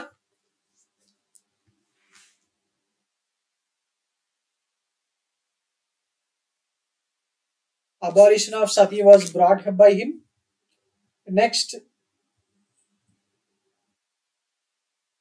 abolition of slavery. Yes, దీనికి కూడా ఒక యాక్ట్ తీసుకొచ్చిండు, స్లేవరీని అబాలిష్ చేసిండు. Removal of disabilities due to change in religion, అలాంటిది ఏం తీసుకురాలి. Suppression of the organised band of thugs. Yes ఇది కూడా అయినా చేయడం జరిగింది. దీని మరి ఇప్పుడు ఎక్స్ప్లెనేషన్ అబాలిషన్ ఆఫ్ సతి గురించి చెప్పాలంటే, Lord William Bentinck governor general of Bengal కి ఎప్పుడైండు? 1828. మరి అయిన తర్వాత 1829 లో William Bentinck has declared the practice of sati as a crime. Sati అంటే ఏంటి? భర్త చనిపోతే భార్యను కూడా ఆయనని కాలబెడుతున్న చితి మీద వేసి కాల్చేయడం. ఓకే, మరి ఇది క్రైమ్ అని చెప్పి ఆయన అబాలిష్ చేయడం జరిగింది. ఓకే, అలాగే ఈయన మన కాకి సినిమా చూసారా? మన తమిళ హీరో కార్తీది, తెలుగులో కాకి అని వస్తుంది కదా. ఎస్ అక్కడ ఈ థగ్స్ గురించి మాట్లాడతాడు కదా. ఆ థగ్స్ గురించి చెప్పేటప్పుడు ఈ విలియం బెంటిక్ పేరు, అప్పటి బ్రిటిష్ గవర్నర్ విలియం బెంటిక్ ఒక చట్టం తీసుకొచ్చి థగ్స్ మొత్తాన్ని అణిచివేసిండు అని చెప్తారు. ఎస్ అది కరెక్టేనండి. Bentinck tried to suppress them by running A campaign against the gang of thugs. Thugs అంటే ఎవరంటే అడవుల్లో ట్రావెల్ చేసే వాళ్ళని దోచుకునే వాళ్ళు. మరి వాళ్ళందరినీ ఒక ఆర్మీని పంపించి సపరేట్ క్యాంపెయిన్ చేసి చంపేయడం జరిగింది. సో ఈ స్టేట్మెంట్ కూడా కరెక్టే. అలాగే బెంటిక్ 1833 ఈయన టైంలో 1833 యాక్ట్ వచ్చింది కదా, గవర్నమెంట్ ఆఫ్ ఇండియా యాక్ట్ 1833. మరి దాని ప్రకారం స్లేవరీని అబాలిష్ చేయడం జరిగింది. సో ఇది కూడా కరెక్టే. మరి ఇంకేమైనా చేసిండు ఆయన అంటే, బెంటిక్ ఇండియాలో ఎడ్యుకేషనల్ రిఫార్మ్స్ కోసము, అలాగే ప్రెస్ కి ఫ్రీడమ్ ఇవ్వడానికి కూడా కొన్ని చర్యలు తీసుకోవడం జరిగింది. 1835 లో ఈయన ఇంగ్లాండ్ కి రిటర్న్ వెళ్ళిపోయాడు. Okay right. ఈ removal of disabilities due to change of religion అనేది 1850 లో తీసుకొచ్చిరండి. The provision of disqualifications due to the change of religion was removed in 1850. మరి 1850కి వచ్చేసరికి ఈయన లేడు కదా ఇండియాలో. సో మరి ఇది కాదు. Which of the following the social reforms introduced by William Bentinck అంటే 1, 2 and 4 కదా. సో ఆన్సర్ ఏమవుతుంది? ఆప్షన్ సి అండి.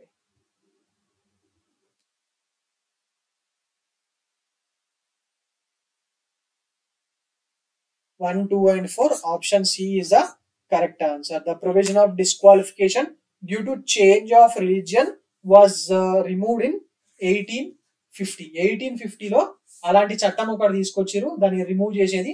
మరి ఆ టైంలో ఎవరు గవర్నర్ జనరల్ గా ఉన్నారు ఇండియాలో? 1850కి వచ్చేసరికి లార్డ్ డలౌసీ ఉన్నప్పుడు మరి ఆయన టైంలో ఇది జరిగిందండి. ఓకే, ఈ caste disabilities removal act and religious disabilities act ఇవన్నీ 1850 శతాబ్దంలో వచ్చినాయి. 1850 to 1860 మధ్యలో వచ్చినాయి. మరి ఆయన దీన్ని చేయడం జరిగింది. Okay, now coming on to the next question. Next question ఏంటి? Who among the following was associated with the suppression of thugs? Who among the following was associated with the suppression of thugs. UPSC 1997 question, కానీ మనం already ఇందాకే మాట్లాడుకున్నాం కదా. కానీ ఇక్కడ options లో ఆయన పేరు లేదండి. చూడండి, మనము విలియం బెంటిక్ టైంలో ఇది జరిగిందని చెప్పాను, కానీ ఇక్కడ క్వశ్చన్ టఫ్ చేసాడు. ఏమని? విలియం బెంటిక్ గవర్నర్ జనరల్ ఆ టైంలో, కానీ ఇక్కడ ఎవరు ఆర్మీని పంపించారన్న కదా, ఆర్మీ ఎవరి నేతృత్వంలో వెళ్ళింది అనేది క్వశ్చన్. థగ్స్ అంటే హిందూస్, ముస్లిమ్స్, అన్ని రిలీజియన్స్ కి చెందిన వాళ్ళు ఉండేవాళ్ళండి. దారిదోపిడిదారులు. ముఖ్యంగా వాళ్ళు కాళీ దేవతను, భవానీ దేవతను పూజించే వాళ్ళు.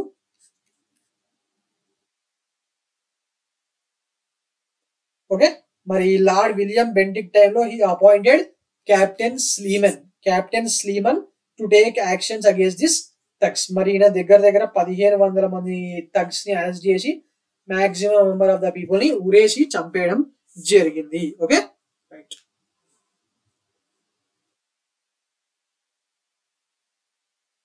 Coming on to the next question. Sati system was abolished by. Sati system గురించి కూడా ఇందాకే చెప్పాను కదా, విలియం బెంటిక్ గురించి చెప్తున్నప్పుడు మన ఆన్సర్ ఏమవుతుంది? William Bentinck. బేసిక్ గా ఫస్ట్ అసలు సతీ అంటే మనం ఏమనుకుంటాము?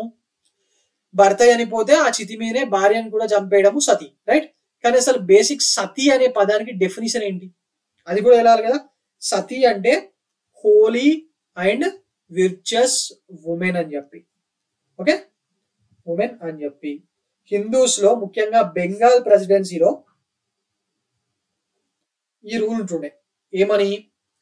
పెళ్లి అనేది రెండు స్పిరిట్స్ మధ్యన జరిగే ఒక రిలేషన్. మరి ఒక స్పిరిట్ ఒక ఆత్మ చచ్చిపోతే ఇంకొక ఆత్మ ఉండేది ఏం చేస్తుంది? అందుకే రెండు చనిపోవాలని చెప్పి ఒక ఆత్మ లేకుండా ఇంకో ఆత్మ ఉండలేదు అనే కాన్సెప్ట్ ఉంటుంది కదా. ఎస్, దాని ప్రకారం ముఖ్యంగా 18th సెంచరీ బ్రాహ్మణ్స్ దీన్ని బాగా బిలీవ్ చేసే వాళ్ళు. దీంట్లో ఏం చెప్పారంటే, ఒకవేళ ఆయన సతీ టైంలో ఆయన భర్త చనిపోయిన తర్వాత భార్య కూడా చనిపోయి సతీని పాటించినట్టయితే next 7 generations of his husband will achieve heaven. తర్వాత పుట్టే 7 తరాల్లో కూడా వాళ్ళ భర్త పుడతాడు కదా, వాళ్ళు స్వర్గానికి వెళ్తారు అని చెప్పి ఒక మూఢనమ్మకం ఉండేదండి. ఇప్పుడు మీ జీవితాంతం మీతో జీవితాన్ని షేర్ చేసుకున్న భార్యని మీరు చనిపోయారని చెప్పి మీతో పాటు తగలబెట్టేస్తే అదే పెద్ద పాపం. అలాంటిది అట్లా చేసినందుకు నెక్స్ట్ 7 జన్మల్లో కూడా ఈ భర్త అనేటైనా హెవెన్ పోతాడంట. ఈ కాన్సెప్ట్ విన్నారా ఎంత డిఫరెంట్ గా ఉందో? ఎస్, మరి దాన్ని మాత్రం అప్పట్లో నమ్మేవాళ్ళు. మరి దాని కిందనే చేసేవాళ్ళు. ఓన్లీ బ్రాహ్మణ్స్ మాత్రమే కాదండి, బ్రాహ్మణ్స్, క్షత్రియాస్, రాజ్పుట్స్ ఇట్లా అప్పర్ క్యాస్ట్ లో చాలా మంది ఉమెన్ ఇట్లా చేసేవాళ్ళండి. ఓకే, ఇండియాలో ఉన్న కొందరు రూలర్స్ బ్రిటిషర్స్ కన్నా ముందే దీన్ని ఆపడానికి ప్రయత్నించారు. ఫర్ ఎగ్జాంపుల్ అక్బర్, బట్ కుదరలేదండి. అదే మరాఠాస్ మాత్రము వాళ్ళ స్టేట్ లో వాళ్ళ రాజ్యం ఉన్న ప్రాంతాల్లో మొత్తానికే అబాలిష్ చేశారు. పోర్చుగీస్ అండ్ ఫ్రెంచ్ వాళ్ళు కూడా వాళ్ళ ఏరియాస్ అంటే అటు గోవాలో కానివ్వండి, ఇటు పోర్చుగీస్ లో కానివ్వండి, గోవాలో కానివ్వండి, పాండుచేరిలో కానివ్వండి, చందానగర్ లో కానివ్వండి, అలా ట్రై చేయడం జరిగింది. బట్ బేసిక్ గా ఇండియా మొత్తం ఇది అబాలిష్ కావడానికి మెయిన్ రీజన్ ఎవరో తెలుసా? మన రాజారాం మోహన్ రాయ్ గారు చేసిన పోరాటం. విలియం బెంటిక్ ఎంబడ పడి దీని దగ్గరుండి మరి ఆయన చేపించడం జరిగింది.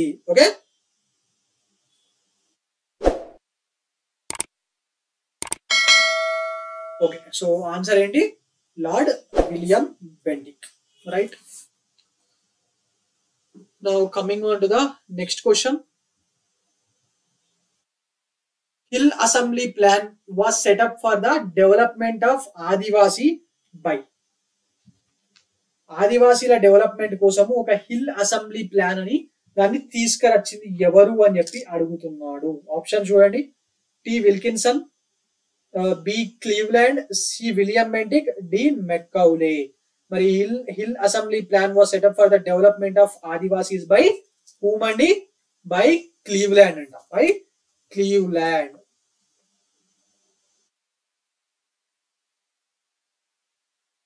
ఏం చేశాడు ఈ క్లీవ్లాండ్ అసలు? ముఖ్యంగా ఈ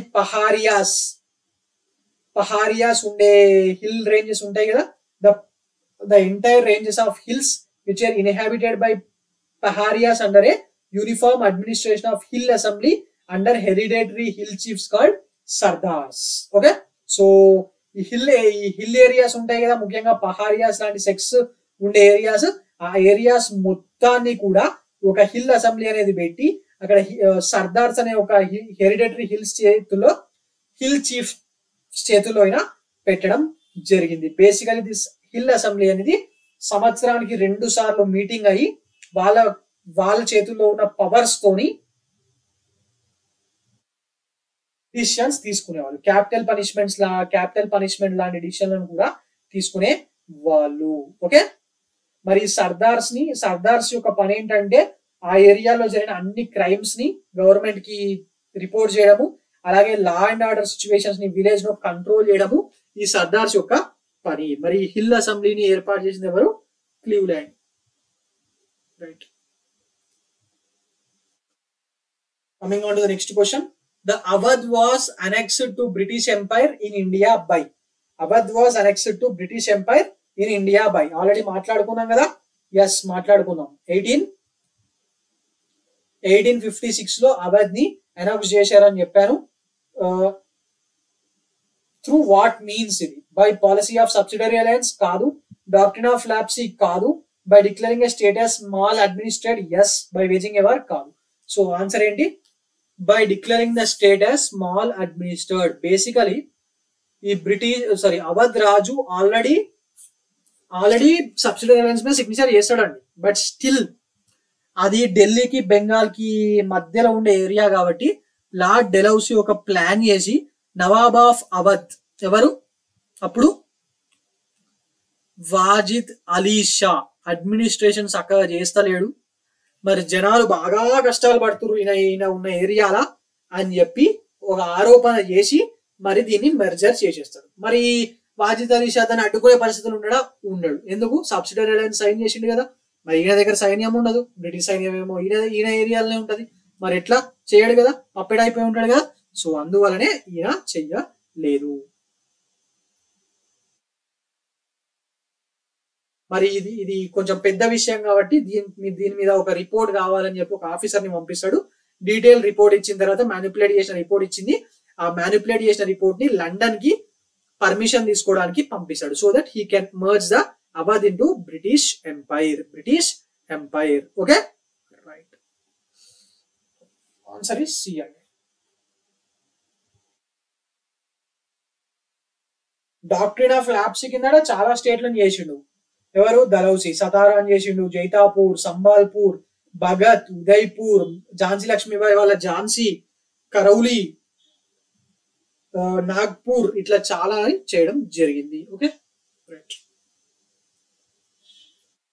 consider the following princely states of the British rule in India. Consider the following princely states of the British rule in India.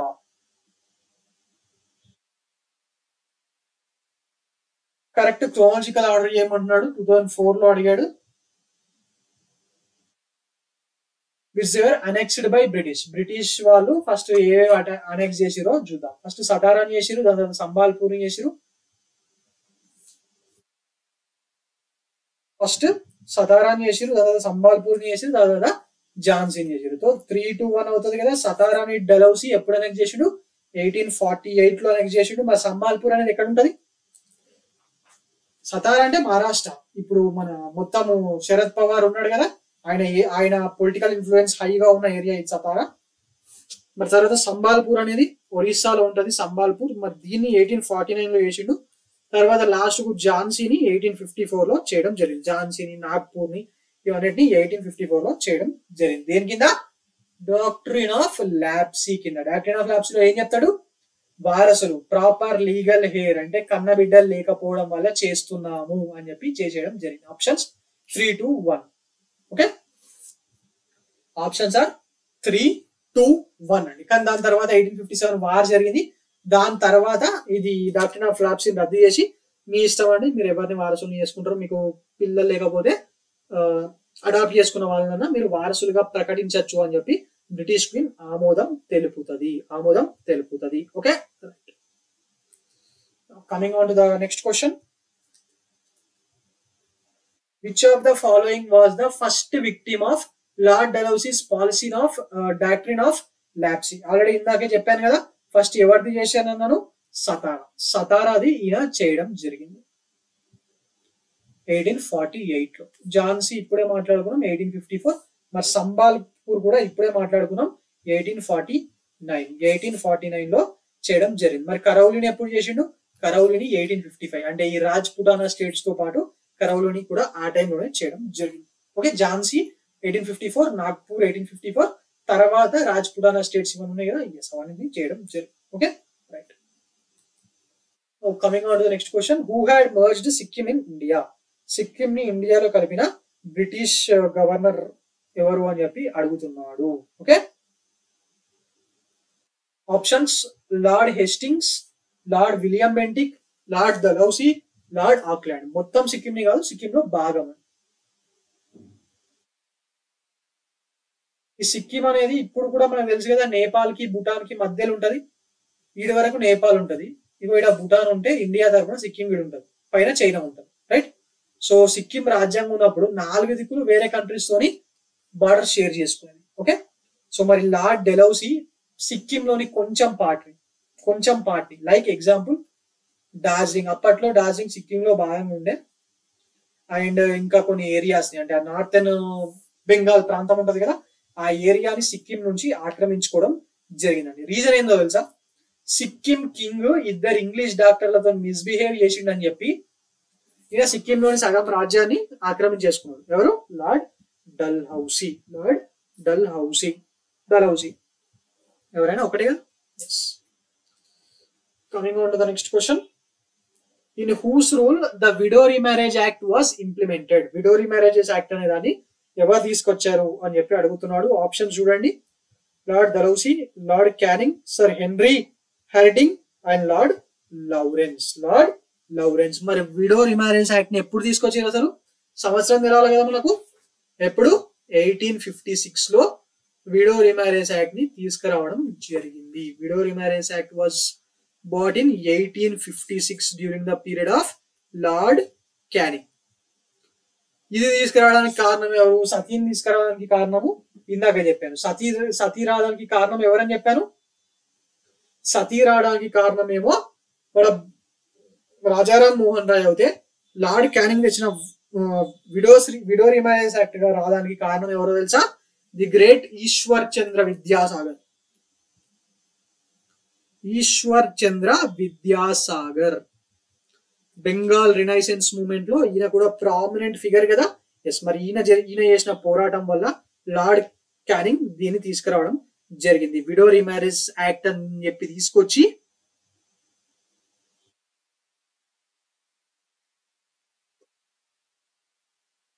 తీసుకురావడం జరిగింది. ఇలాంటి సోషల్ రిఫార్మ్స్ చాలా చేశారండి బ్రిటిష్ వాళ్ళు ఇండియాలో. ముఖ్యంగా వాళ్ళు ఫస్ట్ తీసుకొచ్చింది ఏంటో తెలుసా? సతీ కాదు, ఫస్ట్ ఫీమేల్ ఇన్ఫాంటిసైడ్ ని ప్రొహిబిట్ చేశారు. ఆడపిల్లలు పుడితే చంపేయడం అనే దరిద్రము మన దేశంలో ఎప్పటి నుంచో ఉండే. అదేందో ఆడపిల్లలు లేకపోతే తర్వాత కాలంలో మగపిల్లలు ఎట్లా పుడతారు అనేది అర్థం కాదు చంపేస్తులకు. ఫీమేల్ ఇన్ఫాంటిసైడ్ ని 1802 లోనే ప్రొహిబిట్ చేయడం జరిగింది. మనుషులు ఎట్లా పుడతారో అర్థం కాదు, మగపిల్లలను కాదు, మనుషులు పుట్టేదే ఫీమేల్స్ ద్వారానే కదా. మరి ఇట్లా ఫీమేల్ చిన్న పిల్లల్ని చంపేసి ఎట్లా? రైట్. మరి female infanticide was prohibited in 1802. Okay, right. తర్వాత వచ్చిన గవర్నర్ జనరల్స్ విలియం బెంటిక్ కానివ్వండి, హార్డింజే 1 కానివ్వండి, ఫీమేల్ ఇన్ఫాంటిసైడ్ ని జరగకుండా చాలా ప్రయత్నాలు చేశారు. ఓకే, తర్వాత 1829 లో విలియం బెంటిక్ సతీ రెగ్యులేషన్ యాక్ట్ ని తీసుకురావడం జరిగింది.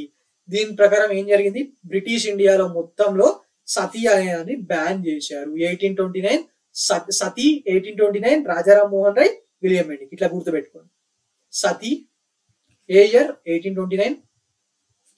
Rajaram Mohan Roy, William Bentinck. Okay, right. తర్వాత స్లేవరీని అబాలిషన్ చేయించారు. ఎప్పుడు? 1833. ఇండియాలో British parliament has passed the Slavery Abolition Act prohibiting slavery throughout the British Empire in 1833. But దీన్ని ఇండియాలో ఇంప్లిమెంట్ చేయడానికి 10 ఏళ్ళు పట్టింది. లార్డ్ ఎడెన్బరో ఉన్నప్పుడు, గవర్నర్ జనరల్ లార్డ్ ఎడెన్బరో ఉన్నప్పుడు 1843లో ఇది తప్పు అని చెప్పి ఒక యాక్ట్ తీసుకొచ్చి పబ్లిష్ చేశారు. బట్ ఇంప్లిమెంట్ చేసినా ఇది మొత్తంగా దేశంలో స్లేవరీ అనేది రూపం మాపడానికి 1960s 1970s వరకు పట్టిందండి. ఓకే, 80s వరకు కూడా పట్టిన ఏరియాస్ ఉన్నాయి. ఇప్పుడు అంటే ఎక్కడ లేదు కానీ స్లేవరీ 80s వరకు పట్టిన కాలాలు కూడా ఉన్నాయి. Okay right. తర్వాత మనం 1846లో హార్డింజే 1 అనే governor general human sacrifices prohibition act ని తీసుకురావడం జరిగింది. అది కూడా ఇంపార్టెంట్ ఏనండి. అలాగే 1850లో Dalhousie caste disabilities removal act and religious disabilities removal act అనే కాన్సెప్ట్స్ ని, కాస్ట్ డిసెబిలిటీస్ రిమూవల్ యాక్ట్ నేమో లార్డ్ డలౌసీ 1850లో తీసుకొచ్చింది. 1850 Dalhousie 1850 caste disabilities removal act, 1856 religious disabilities removal act. caste disabilities removal act అంటే ఏంటంటే దాని కింద అన్టచబిలిటీ, అంటరానితనాన్ని బహిష్కరించారు. అది తప్పు అని చెప్పి ప్రకటించడం జరిగింది. ఓకే, మరి రిలీజియస్ డిసబిలిటీ రిమూవల్ యాక్ట్ లో ఏంటి అంటే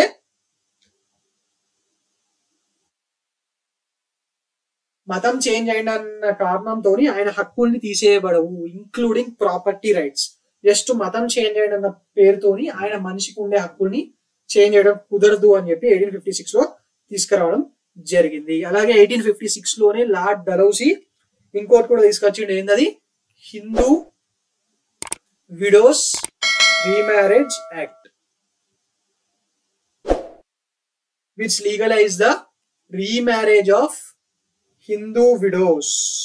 మరి దీనికి కూడా అప్పటి కొందరు వ్యతిరేకించారండి. మా హిందూ మతంలో మీరు చేయి పెడుతున్నారని చెప్పి కొందరు వ్యతిరేకించిన వాళ్ళు కూడా ఉన్నారు. మరి దీన్ని పాస్ చేయడానికి మెయిన్ గా ఎఫర్ట్ చేసింది ఎవరు? ఈశ్వర్ చంద్ర విద్యాసాగర్. ఇలాంటి తప్పులు చేసినా కూడా హిందూ విడోస్ రీమ్యారేజ్ యాక్ట్ కానీ, లేకపోతే ముస్లిమ్స్ కానివ్వండి, క్రిస్టియన్స్ కానివ్వండి, విడోస్ రీమ్యారేజ్ కొంచెం ఇబ్బందులు ఉంటుండే అప్పట్లో. అవిటిని చేంజ్ చేయాలని చూసినప్పుడు కూడా మా మతంలో చేయి పెడుతున్నారని చెప్పి వ్యతిరేకించిన వాళ్ళు ఉండే across the religions. Orthodox people ఉంటారు కదా వాళ్ళు. Okay right. Widows remarriages act ఎవరి టైంలో? మరి 1856 lord Dalhousie. Now coming on to the next question.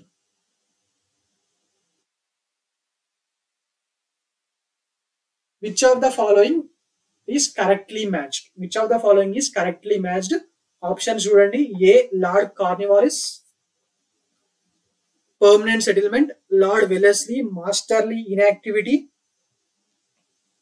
Is correctly match అన్నాడు కదా. Yes. Lord Dalhousie subsidiary alliance, వాళ్ళకి సంబంధం లేదుగా లార్డ్ డల్హౌసీకి సబ్సిడరీ అలయన్స్ కి. అలాగే లార్డ్ వెలెస్లీకి మాస్టర్లీ ఇన్యాక్టివిటీకి కూడా సంబంధం లేదు. Lord canning foundation of Indian national Congress అంట, ఆయన ఎప్పుడు ఉన్నాడు? దానికి దీనికి సంబంధం లేదండి. ఎందుకంటే foundation of Indian national Congress జరిగింది లార్డ్ డఫరిన్ టైంలో, 1885 కదా. ఎస్, లార్డ్ డఫరిన్ టైంలో. మరి ఇది తప్పు. సబ్సిడరీ అలయన్స్ కూడా తప్పు, 1798 కదా. డల్హౌసీ 1840s 1830s ఉంటాడు, ఇది తప్పు. లార్డ్ వెలెస్లీ తప్పు. Answer permanent settlement system was brought by lord Cornwallis. ఎప్పుడు పర్మనెంట్ సెటిల్మెంట్ సిస్టమ్? 1793. మరి మాస్టర్లీ ఇన్యాక్టివిటీ అనేది జాన్ లారెన్స్ తోని లింక్ అయి ఉంటుంది. Okay right. Indian national Congress ని స్థాపించింది ఎవరు? ఏయో Hume. The right to adopt hair in place of own son was re-established by. అదే ఇందాక మాట్లాడుకున్నాం కదా మనం, డాక్ట్రిన్ ఆఫ్ లాప్సీ కింద సొంత కొడుకు లేకపోతే, వారసుడు అనేటోడు లేకపోతే మీ రాజ్యాన్ని మేము ఆక్రమించుకుంటామని చెప్పి డల్హౌసీ ఇది తీసుకొచ్చింది కదా డాక్ట్రిన్ ఆఫ్ లాప్సీ. ఎస్, మరి దానివల్ల 1857 వార్ వచ్చింది. మరి అందువల్ల దానికి కొట్టేసి మీ సన్ ప్లేస్ లో మీకు ఎవరిని పెట్టుకోబోద్దు అవుతే వాళ్ళని పెట్టుకోరు హీర్ గా అని చెప్పి క్వీన్ ఎలిజబెత్ వన్ ఒప్పుకున్నదని చెప్పినా కదా. మరి అది దేని కింద? క్వీన్స్ ప్రొక్లమేషన్ ఆఫ్ 1858 కింద. గవర్నమెంట్ ఆఫ్ ఇండియా యాక్ట్ అదే టైంలో వచ్చి ఉండొచ్చు, కానీ క్వీన్స్ అనౌన్స్మెంట్ ఆఫ్ 1858 లో వాళ్ళు అనౌన్స్ చేయడం జరిగింది. క్వీన్ విక్టోరియా, ఎలిజబెత్ అన్నాను కదా ఇందాక, క్వీన్ విక్టోరియాస్ మేనిఫెస్టో ఈ దర్బార్ హాల్లో లార్డ్ క్యానింగ్ అలహాబాద్ లో అనౌన్స్ చేస్తాడు కదా 1858 లో. Yes, this has widely changed the policy towards native Indian states and enabled them, and వాళ్ళకు ఇలాంటి హక్కు ఇచ్చారు. ఎందుకోసం అంటే రేపు పొద్దున మళ్ళీ ఏమైనా క్రైసిస్ వస్తే వాళ్ళని వీళ్ళ కోసం వీళ్ళ అవసరాల కోసం వాడుకోవడానికి ఇలాంటిది తీసుకురావడం జరిగింది. మరి ఆ 1858 క్వీన్స్ డిక్లరేషన్ తర్వాత conquest the conquest of Indian states or annexation of Indian state in a reason తోనన్నా బ్యాన్ చేసేసారు. ఇక చాలు, అనెక్ట్ చేసిన కాడికి చేసినాము, ఇక చాలు అని చెప్పి చేసేసి పడేసారు. ఓకే, మరి ఈ రూలర్స్, నేటివ్ రూలర్స్ కి హెయిర్స్ ని, వాళ్ళ వారసుల్ని అడాప్ట్ చేసే హక్కుని కూడా మళ్ళీ తిరిగి ఇవ్వడం జరిగింది. Okay, right. Coming on to the next question. Permanent settlement was introduce during the tenure of, ఎవరి టైంలో ఇచ్చారని చెప్పాను, ఆల్రెడీ చెప్పాను కదా పర్మనెంట్ సెటిల్మెంట్ గురించి. ఎస్, మరి ఎవరి టైంలో? Lord Cornwallis. పర్మనెంట్ సెటిల్మెంట్ అనేది ఇంపార్టెంట్ అండి మనకి ఎగ్జామ్ లో.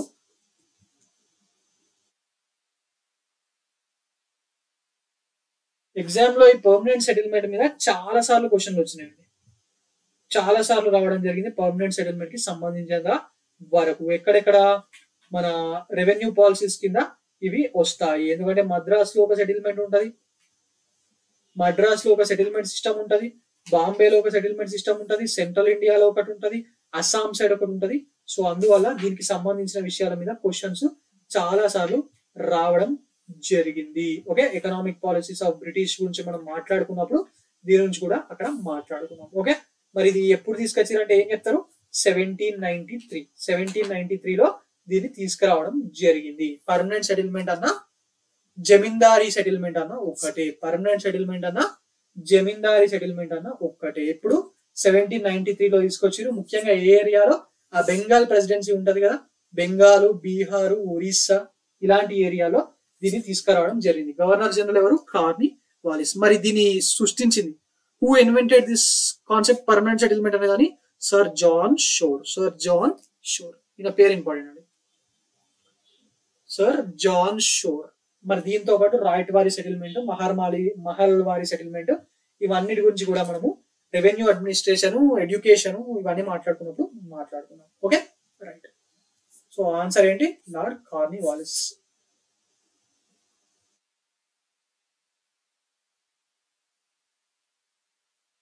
Coming on to the next question. Which of the following is not correctly match? కింద ఇచ్చిన వాటిలో ఏది కరెక్ట్ గా మ్యాచ్ కాలేదు అని చెప్పి అడుగుతున్నాడు. చూద్దాం. లార్డ్ కార్నివాలిస్ పర్మనెంట్ సెటిల్మెంట్, ఇది చూసిరా ఇన్ని క్వశ్చన్స్ లో రిపీటెడ్ గా వస్తుంది అంటే అదంత important. Lord Cornwallis permanent settlement. Lord Wellesley subsidiary alliance system. Yes, correct. 1798 తీసుకొచ్చింది కదా. Next lord Hastings second Anglo Maratha war అంట. సెకండ్ ఆంగ్లో మరాఠా వార్ 1803 నుంచి 1805 మధ్యలో జరిగింది. అప్పుడు లార్డ్ హ్యాస్టింగ్స్ సైడ్ ఉండే, అప్పుడు ఉన్నది వెల్లెస్లీ. సో ఇది తప్పు. నెక్స్ట్ లార్డ్ విలియం బెంటిక్, ఇక్కడ వచ్చింది కదా బెంటిక్, ఇక్కడ రావాలండి. Lord William Bentinck 17th regulation of 1829. William Bentinck ఉన్న టైమే కదా 1829, రైట్. సో మరి Lord Hastings, yes. Okay, so మరి ఇది కూడా కరెక్ట్. సో 3 ఆప్షన్స్ కరెక్టే. మరి థర్డ్ ఆప్షన్ తప్పు, మనకేమో నాట్ కరెక్ట్లీ మ్యాచ్ అన్నాడు కాబట్టి correct answer. 27 is the correct answer.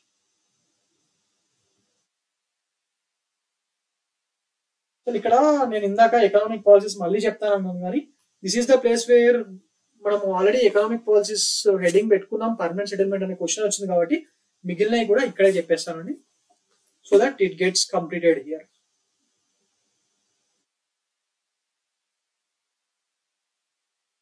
So basic things first. 3 settlements ఉన్నాయి రెవెన్యూ అడ్మినిస్ట్రేషన్ లో భాగంగా. ఏమేంటి అవి?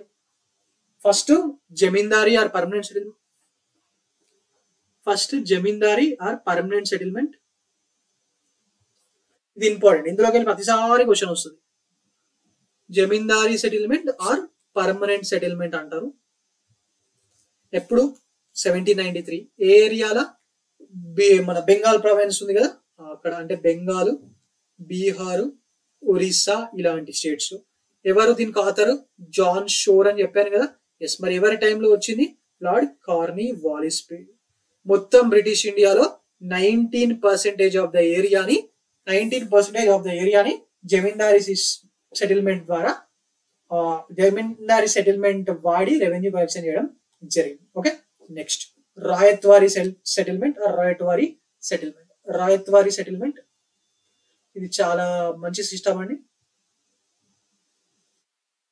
1820 ఎక్కడెక్కడ? మరి మన మద్రాస్ ప్రావిన్స్ లో, అలాగే బాంబేలో, అలాగే అస్సాంలో దీన్ని స్టార్ట్ చేయడం జరిగింది. మరి మొత్తం దేశవ్యాప్తంగా ఉన్న బ్రిటిష్ ఇండియాలో 52% ఆఫ్ ద ఏరియాలో ఈ రాయత్వారీ సెటిల్మెంటే అమలైంది. మరి దీన్ని స్టార్ట్ చేసింది ఎవరు? అంటే దీన్ని ఇన్వెంట్ చేసింది ఎవరు? కాన్సెప్ట్ ని తీసుకొచ్చింది కల్నల్ రీడ్ అండ్ మన థామస్ మున్రో. మరి ఎవరు గవర్నర్ జనరల్ అప్పుడు? లార్డ్ 1820 టైంలో ఎవరు ఉండే? Lord Hastings is the governor general. ఇవన్నీ బేసిక్ పాయింట్స్ అండి. దీని తర్వాత ఆ 3 సిస్టమ్ కి సంబంధించిన విషయాల మీద ఎక్స్ప్లెయిన్ చేస్తాం. ఓకే, నెక్స్ట్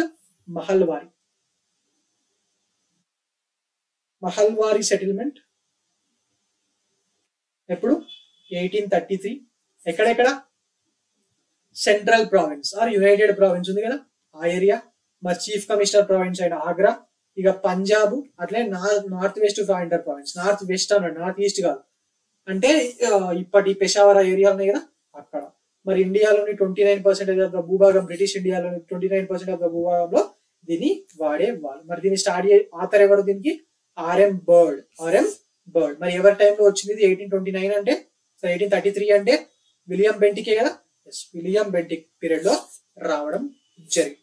ఇప్పుడు దాని గురించి మాట్లాడుకుందాం. ఆ కాన్సెప్ట్ అసలు ఏంటి? జమీందారీ సిస్టమ్ లో ఉన్న ల్యాండ్ ని ఎస్టేట్స్ గా డివైడ్ చేసేవాళ్ళండి.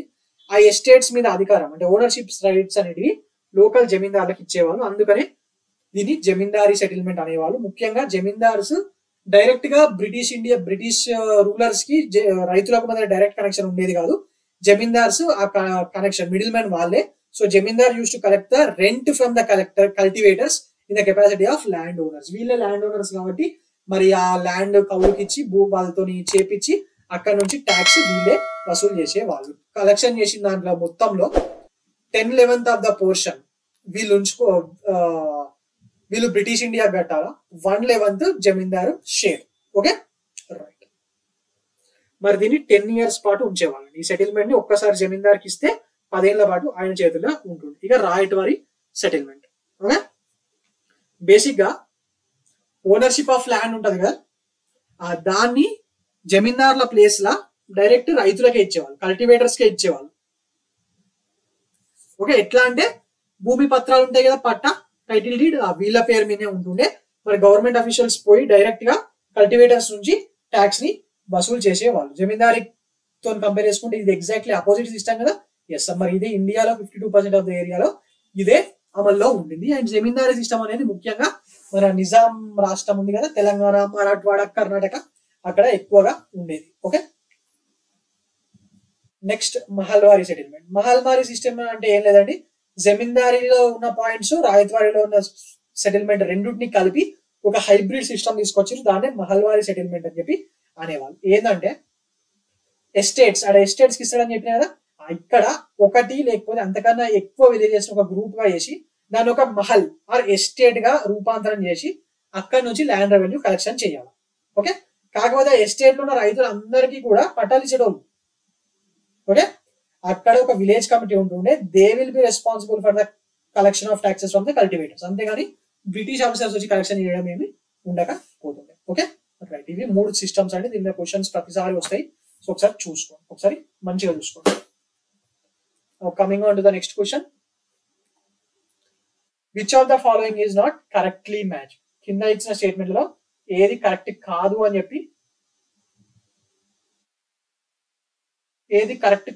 చెప్పి అంటున్నాడు. Lord Cornwallis permanent settlement, lord Wellesley subsidiary alliance,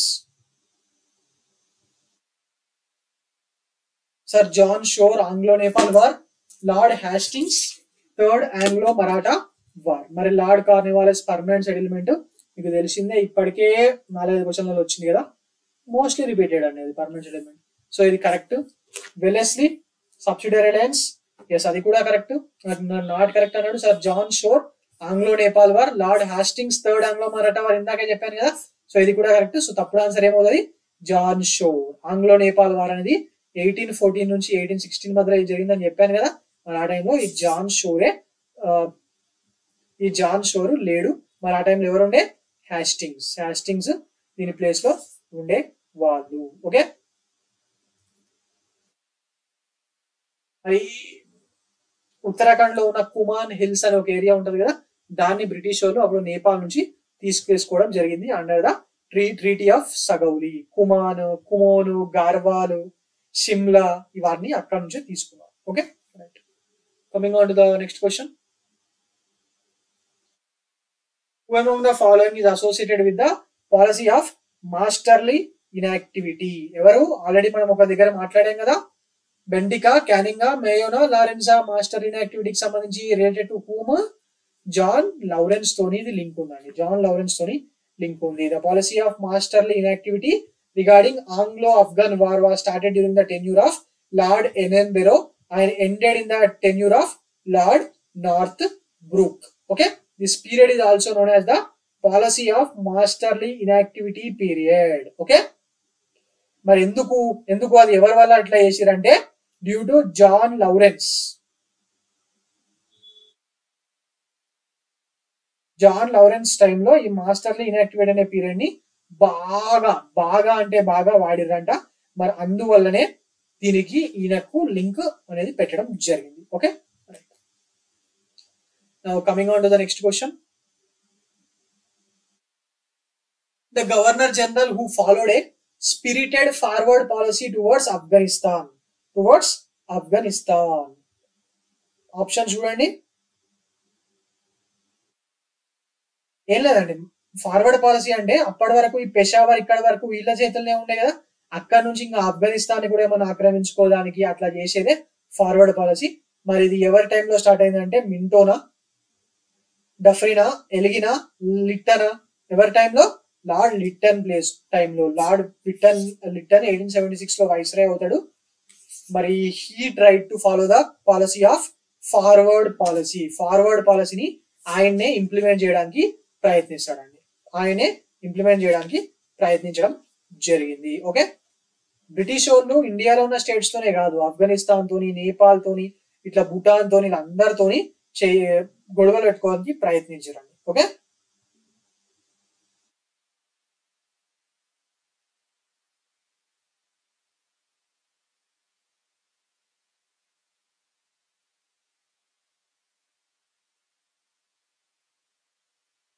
lord Lytton second Anglo Afghan war జరుగుతుంది. మరి దాంట్లో ఆఫ్ఘన్ రూలర్ ని ఓడిపేసి ట్రీటీ ఆఫ్ గండామక్ ని సైన్ చేయడం జరిగింది. మరి ఆ ట్రీటీలో ఏం చెప్పారు, according to the treaty Afghan Kingdom border areas ఉన్నాయి కదా, వాటిని అంటే ఇటు సైడ్ మనదికు కాదు, ఆఫ్ఘనిస్తాన్ నుంచి అటు పక్కన ఇరాన్ తో అటు సైడ్ బార్డర్ ఏరియాస్ ఉన్నాయి కదా, ఆ బార్డర్ ఏరియాస్ ని అలాగే వాళ్ళ ఫారిన్ ఏరియాస్ ని బ్రిటిష్ కి అప్పచెప్పాలని చెప్పి, మరి అందువల్ల బ్రిటిష్ రెసిడెంట్ ని కాబూల్లో ఉంచుతాము, మీ బార్డర్ ఏరియాస్ ప్రొటెక్షన్, మీ ఫారిన్ అఫైర్స్ ని మేము చూసుకుంటాము అని చెప్పి వీళ్ళు చెప్పడం జరిగింది. Okay, right. మరి స్టిల్ ఆఫ్ఘనిస్తాన్ లో ఉన్న జనాలు కొంచెం మొరటుగా ఉంటారు కదా, వాళ్ళు ఎప్పుడు కూడా బ్రిటిష్ రూల్ ని యాక్సెప్ట్ చేయలేదు. వాళ్ళ కింగ్ యాక్సెప్ట్ చేసినా కూడా అట్లాగే పోరాడి 1921 లో అక్కడ ఫైనాన్షియల్ ఏం లాభం ఉండదు కదా, సో బ్రిటిష్ వాళ్ళ నుంచి వాళ్ళు 21 లోనే స్వాతంత్రం తెచ్చుకోవడం జరిగింది. Okay, right. Now coming on to the next question. Which one of the following Viceroy of India was murdered by a convict in Andaman and Nicobar Islands when we was on tour? Indian viceroy ఒకతని అండమాన్ నికోబార్ లో చంపేసిరంట.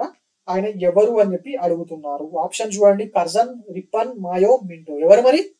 Basic గా lord మాయో ఆయన Andaman and Nicobar tour కి వెళ్ళినప్పుడు అక్కడ ఆయన్ని ఒక convict గా ఇది చంపేయడం జరిగింది. Okay, lord Mayo. He was murdered by a convicted prisoner in Andaman and Nicobar Island when he was walking on the streets. Okay, yes.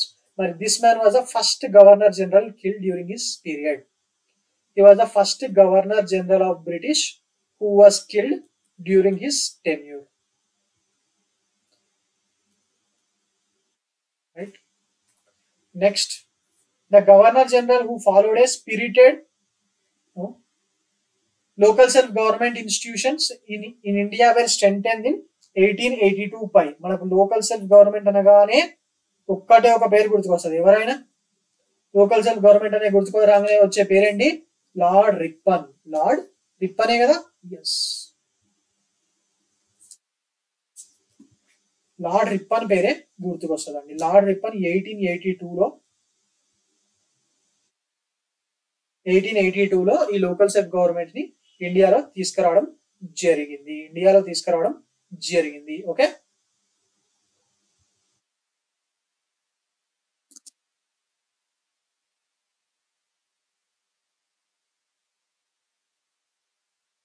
ఎందుకోసం అంటే Ripon wanted to develop the system of municipalities in India.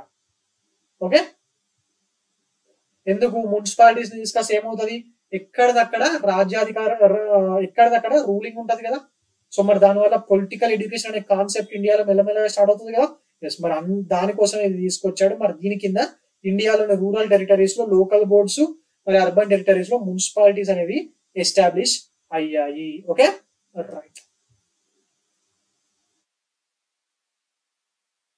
మరి ఉత్తగానే political system ని పెట్టి వదిలేదు లేదండి. వాళ్ళకు కొన్ని duties and responsibilities మరియు అవి చేయడానికి డబ్బులు, ఇన్కమ్ సోర్సెస్ ని ఈయన ఇవ్వడం జరిగింది. Okay,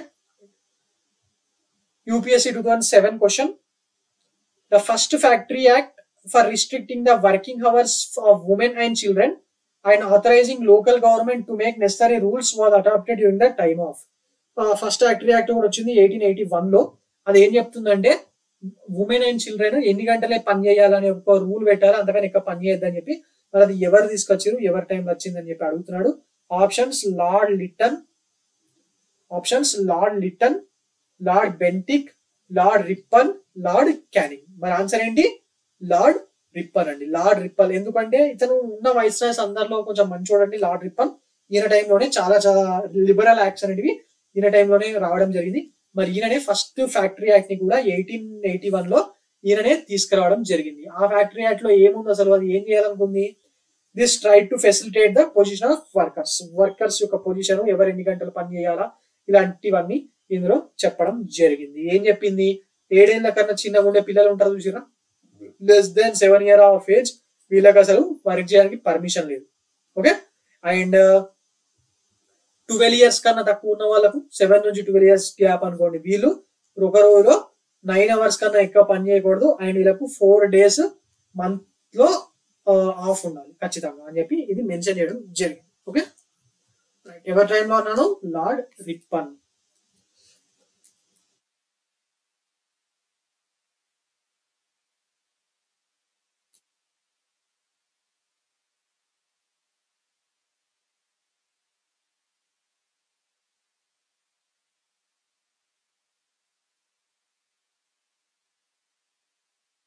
Rippon time. Next, coming on to the next question. The Factories Act 1881 was passed with a view to fix the wages of industrial workers and to allow the workers to form trade unions. 1881 Factories Act అనేది industries లో పనిచేసే workers యొక్క జీతాన్ని ఎంతో కొంత fix చేయడానికి, అలాగే trade unions వాళ్ళు ఫామ్ చేసుకునే అధికారం వాళ్ళకి ఇవ్వడానికి స్టార్ట్ అయిందని చెప్పి అడుగుతున్నాను. అందుకు స్టార్ట్ అయిందా? కాదు కదా, ఇందాకే మాట్లాడుకున్నాం కదా. ఎందుకోసమని? ఉమెన్ కి చిల్డ్రన్ కి ఎన్ని గంటలు పని చేయాలి, ఎన్ని రోజులు హాలిడేస్ ఉండాలి, వీటి గురించి మాట్లాడడానికి అది స్టార్ట్ చేయడం జరిగింది. NM Lokhande was a pioneer in organizing the labour movement in India. Yes, labour movement లో ఎన్ఎం లోఖండే, సిపి జోషి వీళ్ళందరూ చాలా ఫేమస్ కదా. ఎస్, వాళ్ళందరూ famous. And this man is the pioneer of labour movement in India. Okay, ముఖ్యంగా textile mills ఉంటుండే కదా ఇండియాలో, బాంబేలో ఏరియాలో. ఎస్, మరీన క్యాస్ట్ అండ్ కమ్యూనల్ ఇష్యూస్, అలాగే టెక్స్టైల్ వర్కర్స్ యొక్క ఇష్యూస్ సంబంధించిన విషయాలు ఆయన చాలా పోరాడేవాడు. సో ఆన్సర్ ఏమవుతుంది? Only 2. Okay, right. UPSC 2017 question. The Ilbert bill controversy was related to. Ilbert bill తెలుసా? విన్నారా? ఏంటంటే యూరోపియన్ జడ్జెస్ యూరోపియన్ కేసులు వినొచ్చు, ఇండియన్ కేసులు వినొచ్చు. కానీ ఇండియన్ కేసులు ఓన్లీ ఇండియన్స్ కి సంబంధించిన కేసులు మాత్రమే వినాలా, యూరోపియన్లకు సంబంధించిన కేసులు వినకూడదు అనేది ఇల్బర్ట్ బిల్. అంతే, అంతకుమించి ఏం లేదు. దీన్ని ఎప్పుడు ఇంట్రడ్యూస్ చేశారు? ఇల్బర్ట్ బిల్ ని 1883లో. 2013 ప్రిలిమ్స్ లో అడిగిరు యూపీఎస్సి. ఇల్బర్ట్ బిల్ లో 1883లో ఇంట్రడ్యూస్ చేయడం జరిగింది విప్పన్ టైంలో.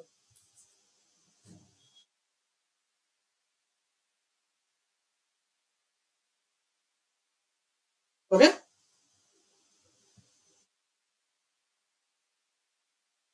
Ilbert bill. అప్పటి వరకు ఏముంటుండే, అప్పటి వరకు ఇండియన్ జడ్జెస్ యూరోపియన్స్ యొక్క కేసెస్ వినేదానికి లేకుండే. బట్ ఇల్బర్ట్ బిల్ తీసుకొచ్చిన తర్వాత అలా వినొచ్చు, అలా డిస్క్వాలిఫికేషన్ ఏమీ లేదు అని చెప్పి పెట్టడం జరిగింది. కానీ దాని తర్వాత చాలా మంది ఇంగ్లీష్ వాళ్ళు గొడవ చేయడంతో కొన్ని రోజులు ఆపేసారు. Okay, the introduction of bill led to the intense opposition in Britain and from British settlers in India that ultimately played on the racial tensions. Okay, ఆ డిస్క్వాలిఫికేషన్స్ అనేది తీసేయడం జరిగిందండి, ఎవరైనా వినొచ్చు అనేటట్టు తీసుకొచ్చారు. Okay,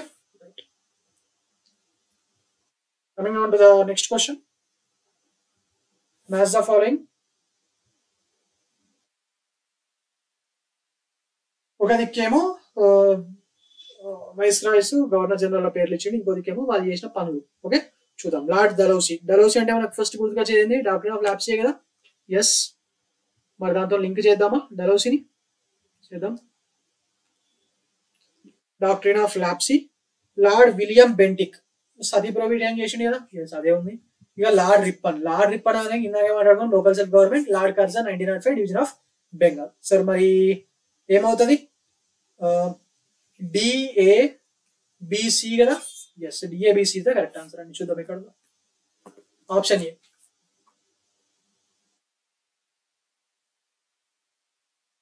option A DABC is the correct answer. Yes. Now coming on to the next question. Match the following. మళ్ళీ ఒక దిక్కు Clive, William Bentinck, Charles Metcalfe, Curzon ఇచ్చిండు, ఇంకో దిక్కు వాళ్ళు చేసిన పనులు ఇచ్చిండు. ఓకే, క్లైవ్ ఏంది? Dual government of Bengal. Yes,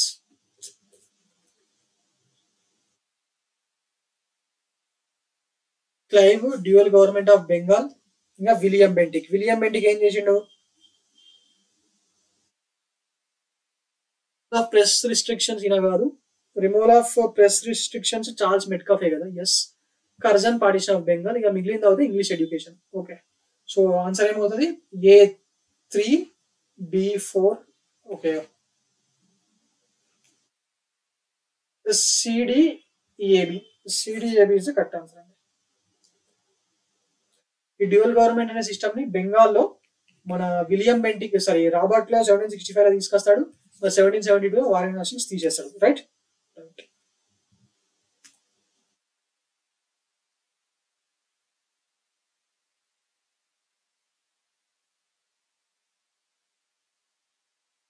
answer కదా సిడిఏబి అన్నాను కదా. సో ఆప్షన్ ఏ అండి. Option A is the correct answer. The Archaeological Survey of India was established in the period of. Archaeological Survey of India was established in the period of whom అని చెప్పి అడుగుతున్నాడు. Options చూడండి. Warren Hastings, Wellesley, Curzon, William Bentinck. అసలు archaeological survey ఎప్పుడు start అయింది?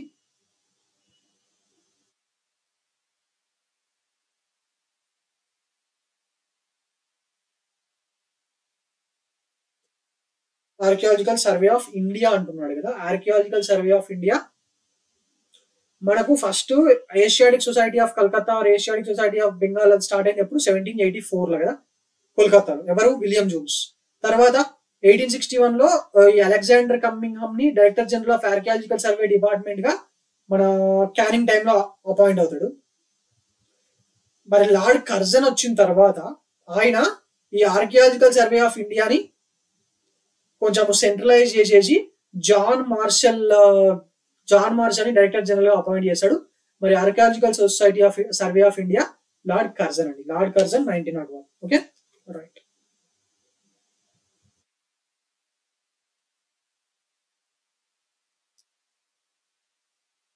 Lord Curzon 1901. Next, who compared Curzon's administration in India to that of Aurangzeb? Lord Curzon administration చాలా cruel గా ఉంటుండే. మరి ఎవరు ఆయన్ని ఔరంగజేబ్ తో కంపేర్ చేశారని చెప్పి అడుగుతున్నాడు. బాలగంగాధర్ తిలక్, గోపాలకృష్ణ గోఖలే, దాదాబాయి నౌరోజీ, అన్ని బెసెంట్. ఎవరు చేశారు?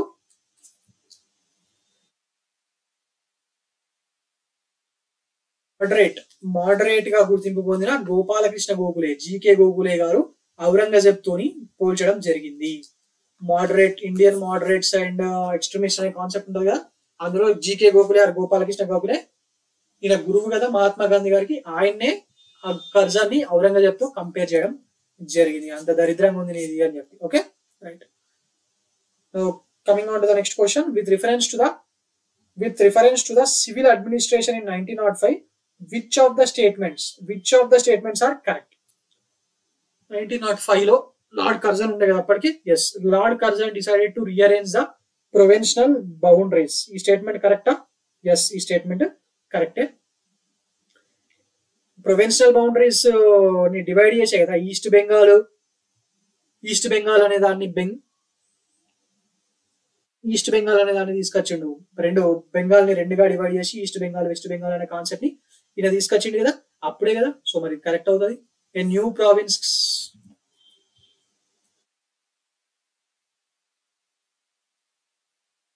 Province was constituted called east Bengal and Assam అంట. ఇది కూడా కరెక్టే కదా. ఎస్, మరి ఆ టైంలోనే ఈయనని దాన్ని తీసుకురావడం జరిగింది. మరి రెండు స్టేట్మెంట్స్ కరెక్టే కాబట్టి both 1 and 2 are కరెక్ట్. 1905 లోనే బెంగాల్ డివిజన్ జరిగింది. మరి ఆ బెంగాల్ ని డివైడ్ చేసింది కర్జనే కదా. ఎస్, మరి ఆ టైంలోనే మరి మన రవీంద్రనాథ్ ఠాగూర్ గారు ఆయనకు నస్సార్ అనే బర్త్ను రిటైర్ చేయడం జరిగింది. మరి ఆ టైంలోనే ఈయన అమర్ సోనార్ బంగ్లా పాట కూడా ఆ టైంలోనే పాడిండు. ఓకే, ఇది మాత్రమే చేసిండు ఆయన. ఆ టైంలోనే ప్రొవిన్షనల్ బౌండరీస్ ని చేంజ్ చేయడానికి ఏం చేసిండంటే మద్రాస్ యొక్క ప్రొవిన్షనల్ బౌండరీస్ ని అట్లాగే సెంట్రల్ ప్రావిన్స్ యొక్క ప్రొవిన్షనల్ బౌండరీస్ ని కూడా చేంజ్ చేయడం జరిగింది. ఓకే, సెంట్రల్ ప్రావిన్స్ అంటే ఇప్పుడు ఒకప్పుడు ఇప్పటి మధ్యప్రదేశ్ కదా, మధ్యప్రదేశ్ మరి మహారాష్ట్రలోని కొన్ని భాగం కలిపి సెంట్రల్ ప్రావిన్స్ గా ఉండేటి. యూపీ అంటే యునైటెడ్ ప్రావిన్స్ అండి. Okay, who among the following was the only Jewish viceroy of India? General గా బ్రిటిష్ నుంచి వచ్చిన వాళ్ళ క్రిస్టియన్స్ ఉంటారు కదా, కానీ ఇక్కడ ఒక జూవిష్ వైస్రాయ్ కూడా వచ్చిందంటే ఆయన ఎవరు అని చెప్పి అడుగుతున్నాడు. ఆప్షన్ చూడండి, Curzon, Canning, Irwin, Lord Reading. మరి ఎవరు ఇందులో? లార్డ్ రీడింగ్ అండి. Lord Reading is the Jewish viceroy of India. Okay, ఇతని ఇంకో పేరు ఇసాక్ అండి, Rufus Isaac. He was the only Jewish viceroy in India. 1920s లో ఉండే, 1920s నుంచి 1930 మధ్యలో వస్తాడు మనకు. బేసిక్ గా జూరిస్ట్ అండి. అక్కడ బ్రిటన్ లో సొలిసిటర్ జనరల్ గా, అటార్నీ జనరల్ గా కూడా పనిచేసిండు. క్యాబినెట్ లో కూడా ఉన్నాడు. దాని తర్వాతనే ఇక్కడికి రావడం జరిగింది. ఓకే, ఈయన టైంలోనే కదా ఈ చౌరీ చౌరా ఇన్సిడెంట్ ఇవన్నీ ఈయన టైంలోనే జరిగింది. ఎస్, చౌరీ చౌరా ఇన్సిడెంట్ అదంతా ఈయన టైంలోనే కదా. Yes, answer is lord Reading. Coming on to the next question, which one of the following pairs is not correctly matched అంటున్నాడు. చూద్దాం.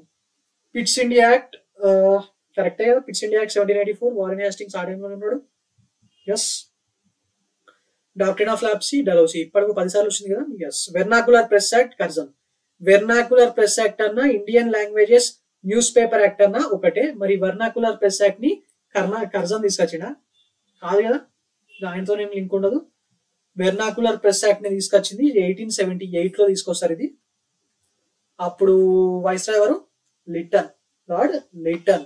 ఓకే, మరి దీన్నే గ్యాగ్ యాక్ట్ అని కూడా అంటారు. అంటే ఏం రాయాలా ఏం రాయద్దు ఇవన్నీ గవర్నమెంట్ డిసైడ్ చేస్తుంది. ఓకే, ఇల్బర్ట్ బిల్ రిప్పన్ ఇందాకే చదివినాం. మరి నాట్ కరెక్ట్లీ మ్యాచ్ అన్నాడు కాబట్టి వెర్నాకులర్ ప్రెస్ యాక్ట్, కర్జన్ అండి. సో ఏంటంటే ఇప్పుడు మనకి ఎమర్జెన్సీ చేసినప్పుడు ఇండియాలో ఇందిరాగాంధీ గారు న్యూస్ పేపర్ లో ఎడిటోరియల్స్ ఏం రాయాలి ఏం రాయదు దేని మీదనే డిసైడ్ చేసేవాళ్ళు. అట్లనే ఇది కూడా this act, vernacular press act gives the government right to censor everything which is published in the vernacular plus. Vernacular plus అంటే లోకల్ లాంగ్వేజెస్, మన తెలుగు, తమిళ్ ఇవన్నీ ఉంటాయి కదా. ఎస్, అందులో ఎడిటోరియల్ ఏం రాస్తున్నారు, పేపర్లు ఏం రాస్తున్నారు, గవర్నమెంట్ కి ఏమైనా అగేన్స్ట్ ఉందా, ఉంటే ఇది రాయకండి, ఇది మాత్రమే రాయాలా, ఇట్లా కంట్రోల్ చేయడానికి, ప్రింటింగ్ ని కంట్రోల్ చేయడానికి, సర్క్యులేషన్ ని కంట్రోల్ చేయడానికి ట్రై చేసేవాళ్ళు. సెడిషన్ మెటీరియల్ ఏది కూడా ఉండకుండా బ్రిటిష్ గవర్నమెంట్ వాళ్ళు చూసుకునే వాళ్ళు. ఓకే, సెడిషన్ అంటే ఏం లేదండి, ఆ టైంలో which brings a dissatisfaction. Dissatisfaction against the British government of India is considered as sedition at that time. Okay.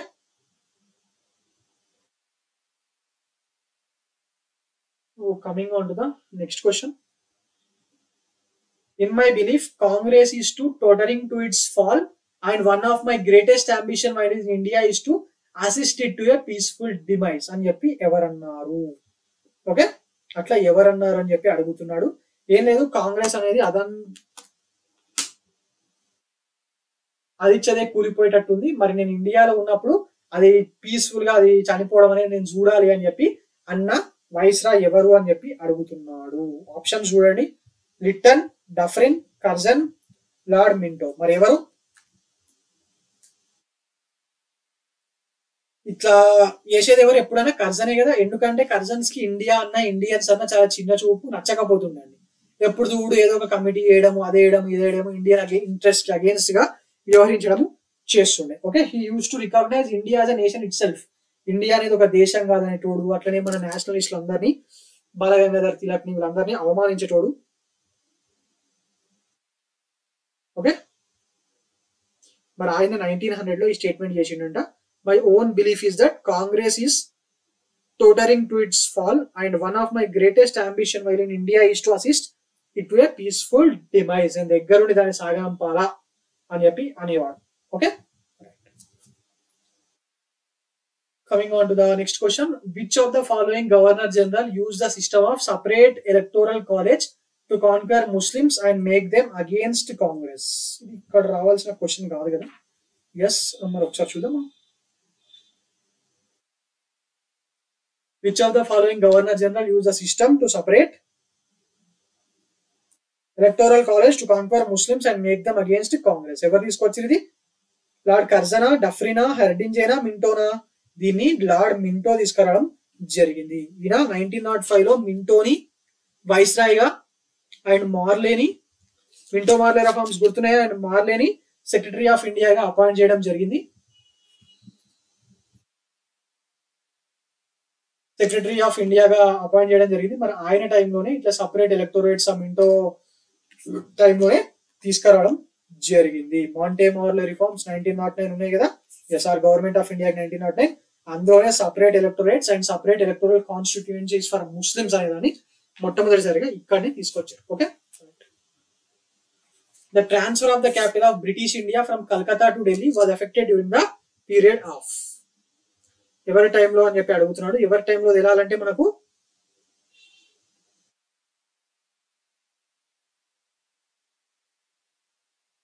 మరి ఎప్పుడు జరిగిందో తెలియాలి. అసలు ఎప్పుడు జరిగింది transfer of capital from Delhi, Calcutta to Delhi? 1911 లో కదా. ఎస్, 1911 లో జరిగింది. మరి 1911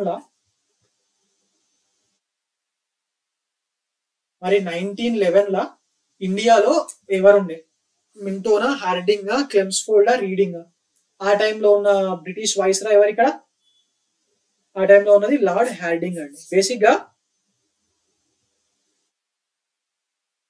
1911 లో ఢిల్లీ దర్బార్ జరుగుతుంది కదా. ఆ ఢిల్లీ దర్బార్ లోనే బెంగాల్ పార్టీషన్ ని మళ్ళీ క్యాన్సల్ చేస్తారు. అండ్ అదే టైంలో మరి కలకత్తా నుంచి ఢిల్లీకి పంపించడం జరుగుతుంది captain. Okay, in 1911. So answer is lord Hardinge అండి. Now coming on to the next question. Match the following and select the correct answers from the code given below. మళ్ళీ సేమ్ సిమిలర్ డాక్ట్రిన్స్. లాప్సీ అనగానే మనకు ఎవరు గుర్తుకొస్తారు? Dalhousie, right? Doctrine of lapse is డెలౌసీ.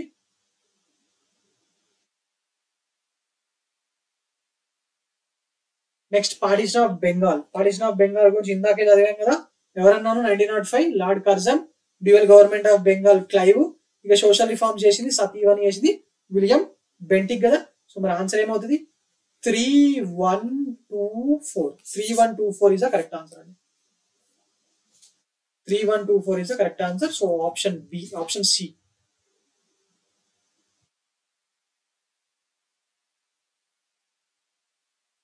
Next question. Which among the following viceroys period the title of Rai Bahadur the title of Rai Bahadur and Khan Bahadur began to confer to Indians. ఏ viceroy period లో Rai Bahadur and Khan Bahadur అనే బిరుదుల్ని Indians కి ఇవ్వడం start చేశారు అని చెప్పి అడుగుతున్నాడు. ఆప్షన్ చూడండి, లార్డ్ రిప్పనా, లిట్టనా, మాయోనా, మేయోనా, డుఫ్రినా, లేకపోతే ఎవ్వరు కాదా? ఎవ్వరు కాదండి. ఎందుకంటే 1857 లోనే ఇలాంటి ఇవ్వడం స్టార్ట్ చేశారు. మరి వీళ్ళందరూ ఆ టైంలో లేకుండే కదా. During 1857 revolt for suppressing the revolt of native rulers and zamindars and other loyals were conferred with this title. Native rulers, zamindars ఎవరైతే యుద్ధంలో పాల్గొన్నారో వాళ్ళకి అగేన్స్ట్ గా ఇండియన్ ఇంకొందరు రూలర్స్ బ్రిటిష్ కి సపోర్ట్ చేశారు కదా, ఎస్, వాళ్లకు ఈ టైటిల్ ని ఇవ్వడం జరిగింది. ఓకే, 1857 వార్ తర్వాత కొన్ని వస్తాయి కదా, 1858 యాక్ట్ అవి, 1859 1860 టైంలో ఈ రాయ్ బహదూర్ అని, ఖాన్ బహదూర్ అని నార్త్ ఇండియాలో ఉన్న కొన్ని రూలర్స్ కి ఇవ్వడం జరిగింది. మరి మన నిజామ్స్ కి ఏమి ఇచ్చారు? స్టార్ ఆఫ్ ఇండియా లాంటి బిరుదులు ఇచ్చారు కదా అప్పట్లో. Yes, the Star of India ఇలాంటి బిరుదులు మన వాళ్ళకి ఇవ్వడం జరిగింది. Okay, right. నెక్స్ట్, సో ఇదండి different viceroys, governor generals viceroys టైంలో వాళ్ళు తీసుకున్న డిఫరెంట్ రిఫార్మ్స్ కి సంబంధించిన ఇంపార్టెంట్ ప్రీవియస్ ఇయర్ క్వశ్చన్స్. ఇవన్నీ చాలా ఇంపార్టెంట్ అండి, ఎందుకంటే సపరేట్ టాపిక్ ఉంది దీని మీద మనకు సిలబస్ లో సపరేట్ టాపిక్ ఇవ్వడం జరిగింది కాబట్టి ఇవి ఖచ్చితంగా చూసుకోవాలి. Very very very important. మరి దీని తర్వాత next economic impact of British in India, లాంటి సబ్జెక్ట్స్ మనం చూద్దాము. అది కూడా మనకు ఎగ్జామ్ పాయింట్ ఆఫ్ వ్యూ చాలా ఇంపార్టెంట్ కదా.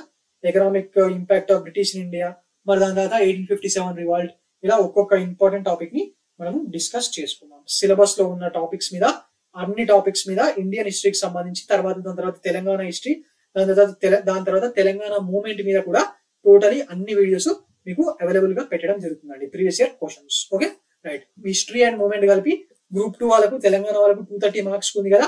230 మార్క్స్ ని మీరు ఇక్కడ క్లాసెస్ వింటే మాక్సిమం స్కోర్ చేయొచ్చు. Okay, right. Thank you.